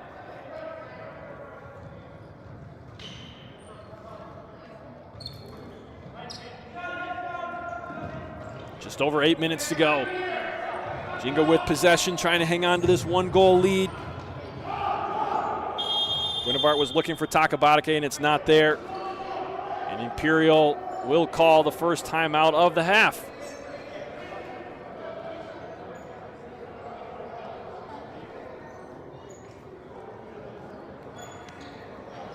So at this time, we like to let you know that if you're enjoying this match, join us for the third half. Every Thursday at 8 p.m. right here on FCS Live. The third half is our live podcast put on by the FCS Live team. Talking about the latest things in the league, games that have happened, games that are to come. Pretty soon, we'll probably be starting to talk about postseason. Even though we are not yet halfway through, we're starting to get to that point where games can make a difference for postseason eligibility and for seeding. That's the third half every Thursday at 8 p.m.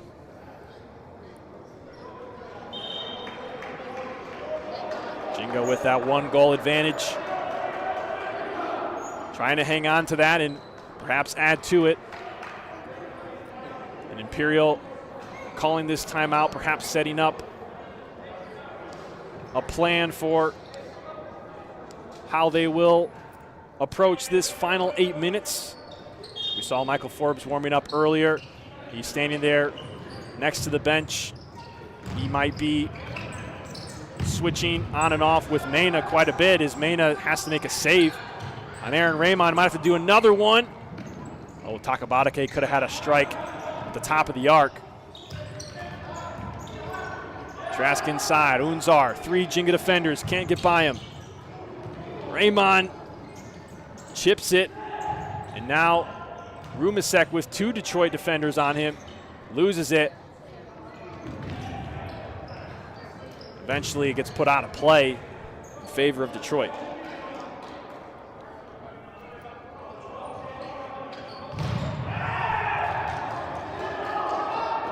Hard shot from Abdullah Saleh.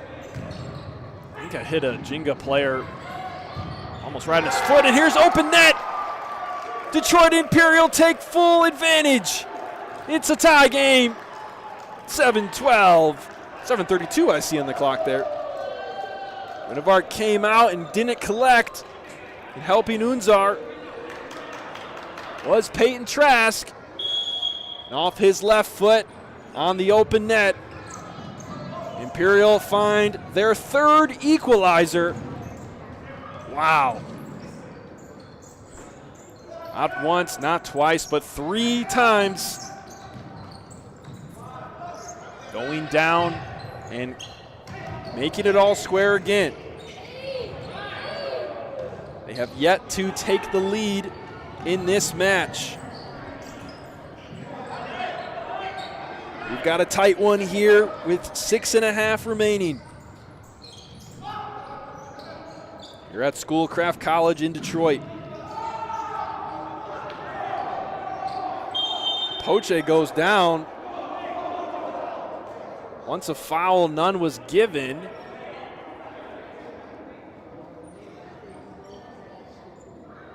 Saleh and DePoche pleading their case.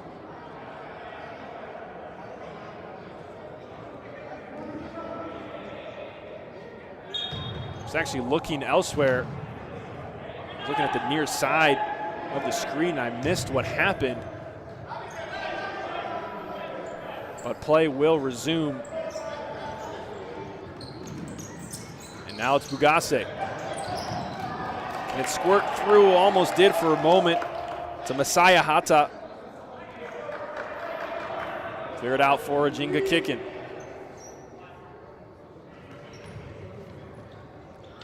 To Raymond. Now Guinevart joining the attack. A risk for Ginga. Oh, looking for the near post. Not a bad placement at all from Takabatake. Great save from Mena. He's had 23 of those tonight. Off the corner volley goes Aaron Raymond.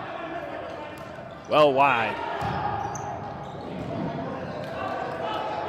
Guinevart on the save, right to his foot, takes a shot. That is one thing we have yet to see tonight. Lots of saves between these goalkeepers. We're over 40 between the two, but we have yet to see a goal from either of them. Guinevart trying to change that. Had a couple of chances, Bugase. Wow. Nearly causing the Imperial defense to crumble under that pressure. Mena is able to keep it out.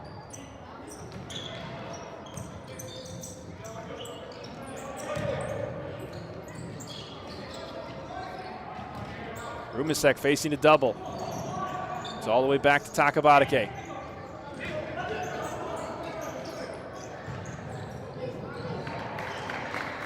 Bugase's touch left some to be desired, and it's Imperial ball now. Looking for a 1-2 with Unzar was Trask. And we're still tied up at 4 with 5.5 to go.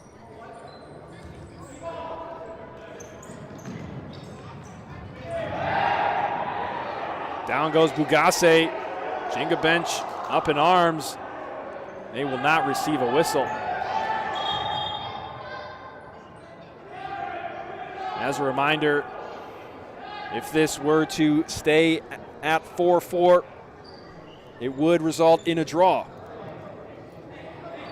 We've already had one draw this year. Very first, second game of the year. Shoreline and Midwest United in Muskegon ended in a 6-6 draw.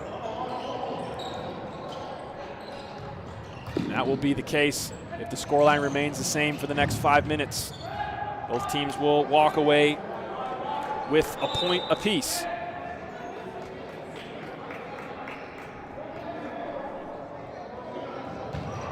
Certainly would make some things interesting in the points battle later on in the year. Corner kick forward, Detroit Imperial getting whistled back. I think Takabatake wasn't far enough back. Here it comes. DePoche. Looking for the chip to Trask. Knocked out of bounds in favor of Ginga.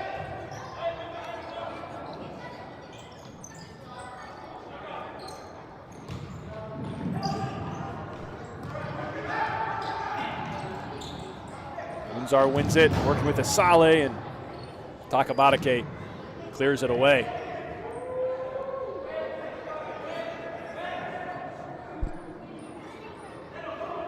Got a match that is coming down to the wire here in Detroit.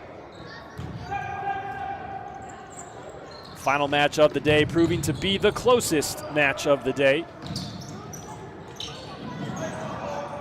Oche trying to go down the line. Takabatake won't let him.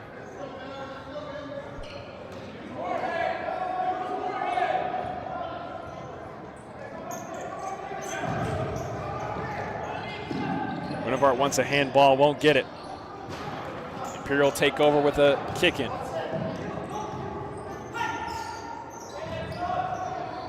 Poche with the lift. Gwinevart had to go up for it, lest he would be chipped. Little scoop for Ginga now. Aaron Raymond, can he bring it down? He does. Looks like he got kicked there and no foul. And now the foul comes. Quite a late whistle. It did look like a foul to me initially. We see it again. Sticking the foot in was Trask. Perhaps we can see it better here. Looks like he just kind of got him in the leg, hip area there. It did take a while for the whistle to be blown.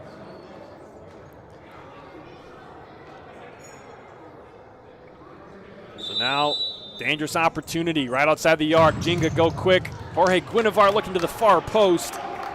Caleb Loria was waiting. Man, you got to wonder with that position, is that shot from that distance the best you can do? If I'm Ginga, I want more out of that free kick.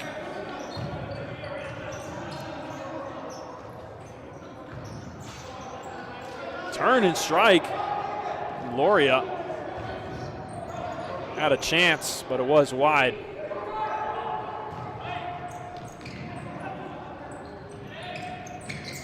On the turn, Minami and now Rumisek. Aaron Raymond tries to get by Unzar, not going to happen. He tries an attempt quickly, and it's wide.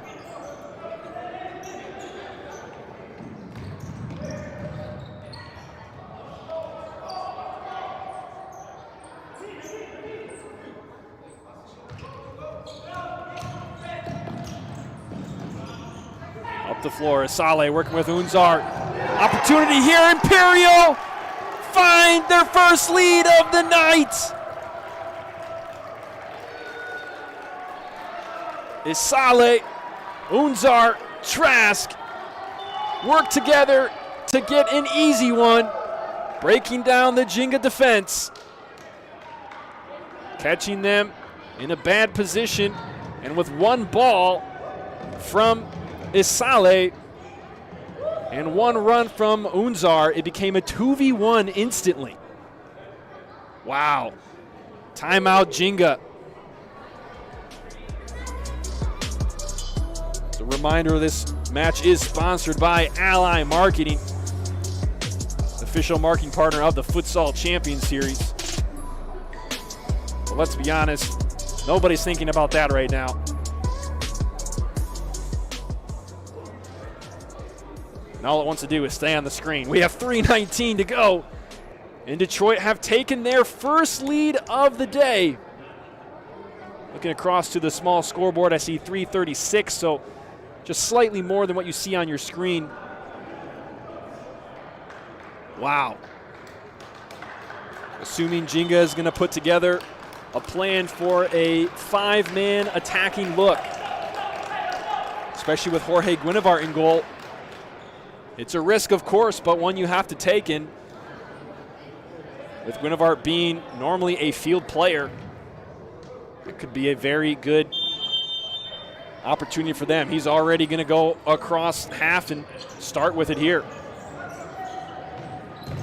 Imperial will be in zone defense, and wow, Ginga nearly broke it right away. 3.5 to go.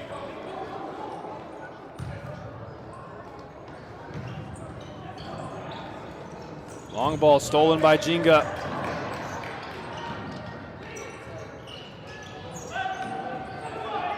Gwinevart across half. Matsushima is the man back. Gwinevart goes long to Takabatake. It's not there.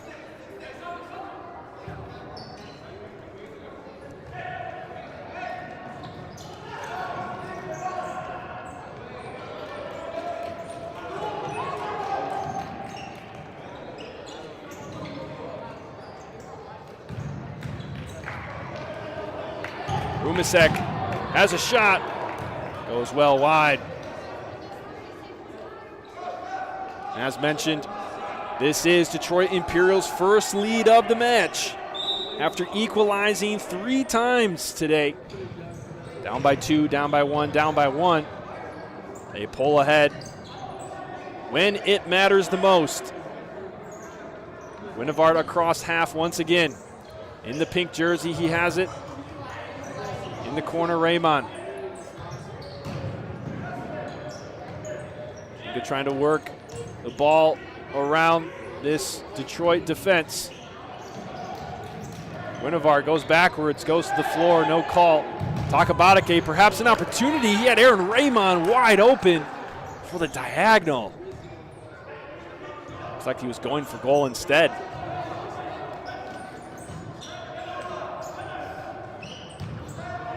Ginga have less than 2 minutes now to do it. Guinevard, toe poke at the far post. Rumasek stepped over the ball on a shore equalizer.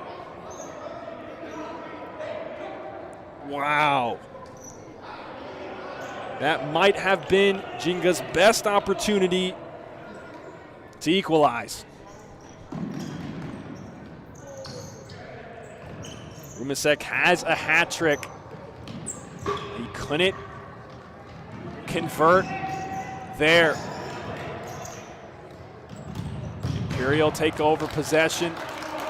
Valuable seconds ticking from the clock. 1:40 on the in-house clock. The Poche. Glad to take his time. Toe poke going the other way. Takabadake has a shot near post. Mena in the right position with the right form. Prevents that one from seeing nylon.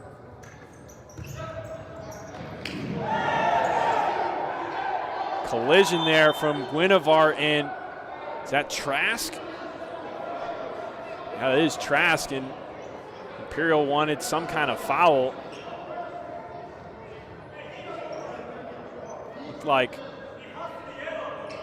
Guinevard was trying to shield and Trask was there as well. I couldn't quite see what happened.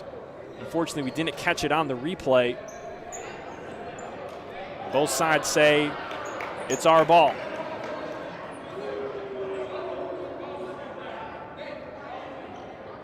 And a yellow card issued to multiple players on the Detroit bench, it looks like. I think the foul is called against Imperial. And now Imperial is saying the ball was way back here. And Coach Pierce Brannigan is going to receive some words from the official here. The ball will remain. Looks like it's backed up just a bit.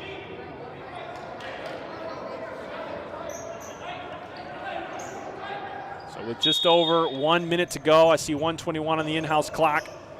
Ginga now full strength forward, all 5 court players. I should say all 5 players on the court ahead, involved in the attack. Guinevard turning. Mena has it. Can he go for goal? He does. And it's high. 1:03 on the in-house clock. And a discussion now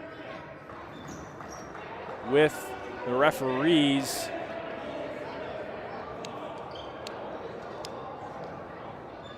Not sure what is happening. There's a discussion on the floor as well. Third official chatting with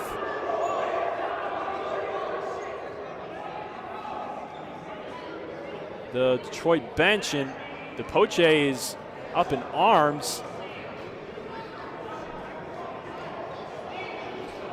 I think they are calling maybe a second touch on Mena. I don't know, the way it kind of looks like it, what Matsushima was talking about. Looks like they're setting up for some kind of play. Maybe it was a foul off the ball. The officials are still working it out. This is a critical moment with 61 seconds on the clock.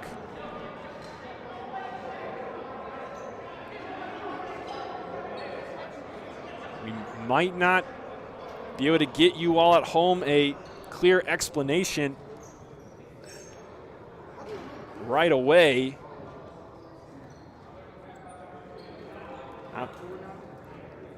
We'll see what we're able to gather. But all three officials now around Pierce Brannigan. And the way Detroit Imperial is lined up, it looks like they are preparing for a free kick.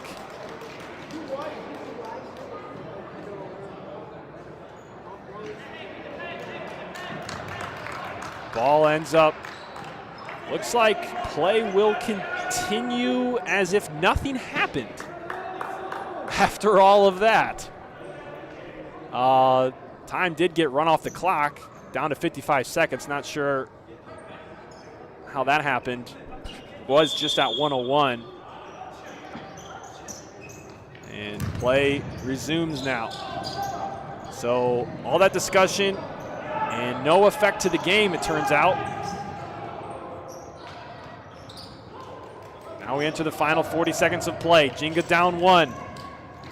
Last time they played Detroit Imperial, they lost by 1. Guinevart goes down on the challenge from Abushaban. He's raising his hands like he didn't do anything, but it was right in front of the official. Looked like a cautionable offense at first. See it again. That just absolutely took out his leg there. I'm not sure why we don't see yellow. Yeah, he really got him. He really stepped on him. It is a foul against Detroit Imperial, their second. Won't make a difference on the foul count. Mena setting up the wall. There's 2 in it. DePoche dropped back at the far post. Guinevart in the mix. Takabatake in the mix. Rumasek and Raymond. It'll be Rumasek, left foot. Guinevart on the follow. He finds it. He finds it. We're all tied up in Detroit. Wow.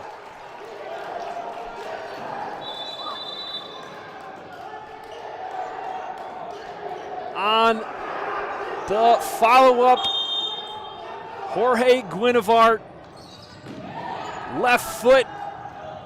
It wasn't pretty, but he got Ginga on the board. And perhaps they have another one.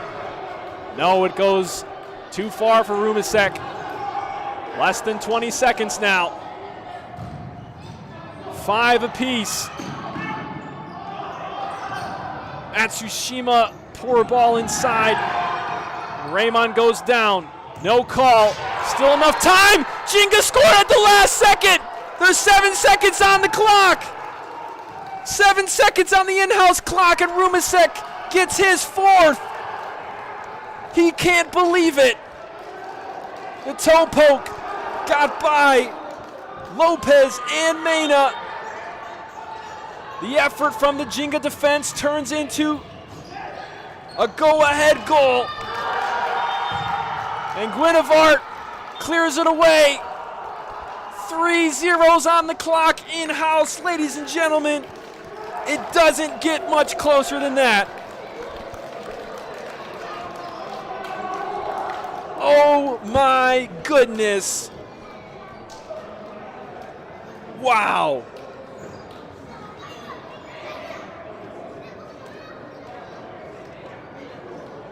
Can you believe what you just witnessed? With 7 seconds remaining after they had just pulled level, Ginga get a second goal and leave Detroit with their first road victory in the FCS. Nick Rumasek, number 13, the man who scored the go-ahead goal. It was his 4th goal of the match. You could see him in disbelief after scoring it, breaking down in tears right away. The Detroit Imperial thank their fans for coming out, and Ginga also for their faithful who made the trip, who witnessed the most astonishing finish perhaps we have seen in the FCS broadcast era. Wow. Remember, Detroit Imperial, that was their first lead when they went up 5-4. They were down 2, they equalized. They were down 1, they did it again. Down 1, they did it a third time before taking the lead finally. In the final, I think it was 4 or 5 minutes. Might have been under 4 when they took the lead. And Ginga on the free kick, Winnevart, after the ball bounced around, found the net with his left foot, and they kept going, pressing up, 7 seconds to go. Rumasek toe poke, game, set, and match. We see it again here. I think he megged number 4 there as well, Lopez. You see Rumasek immediately breaking down, I think in tears, just for the moment, the overwhelming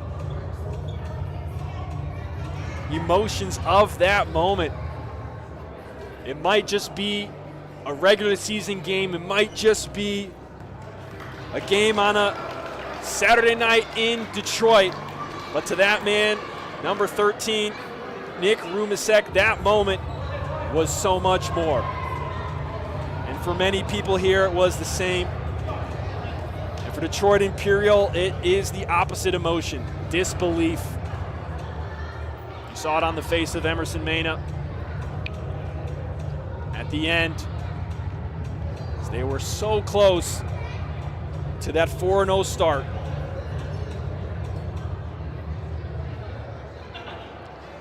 Absolutely so close.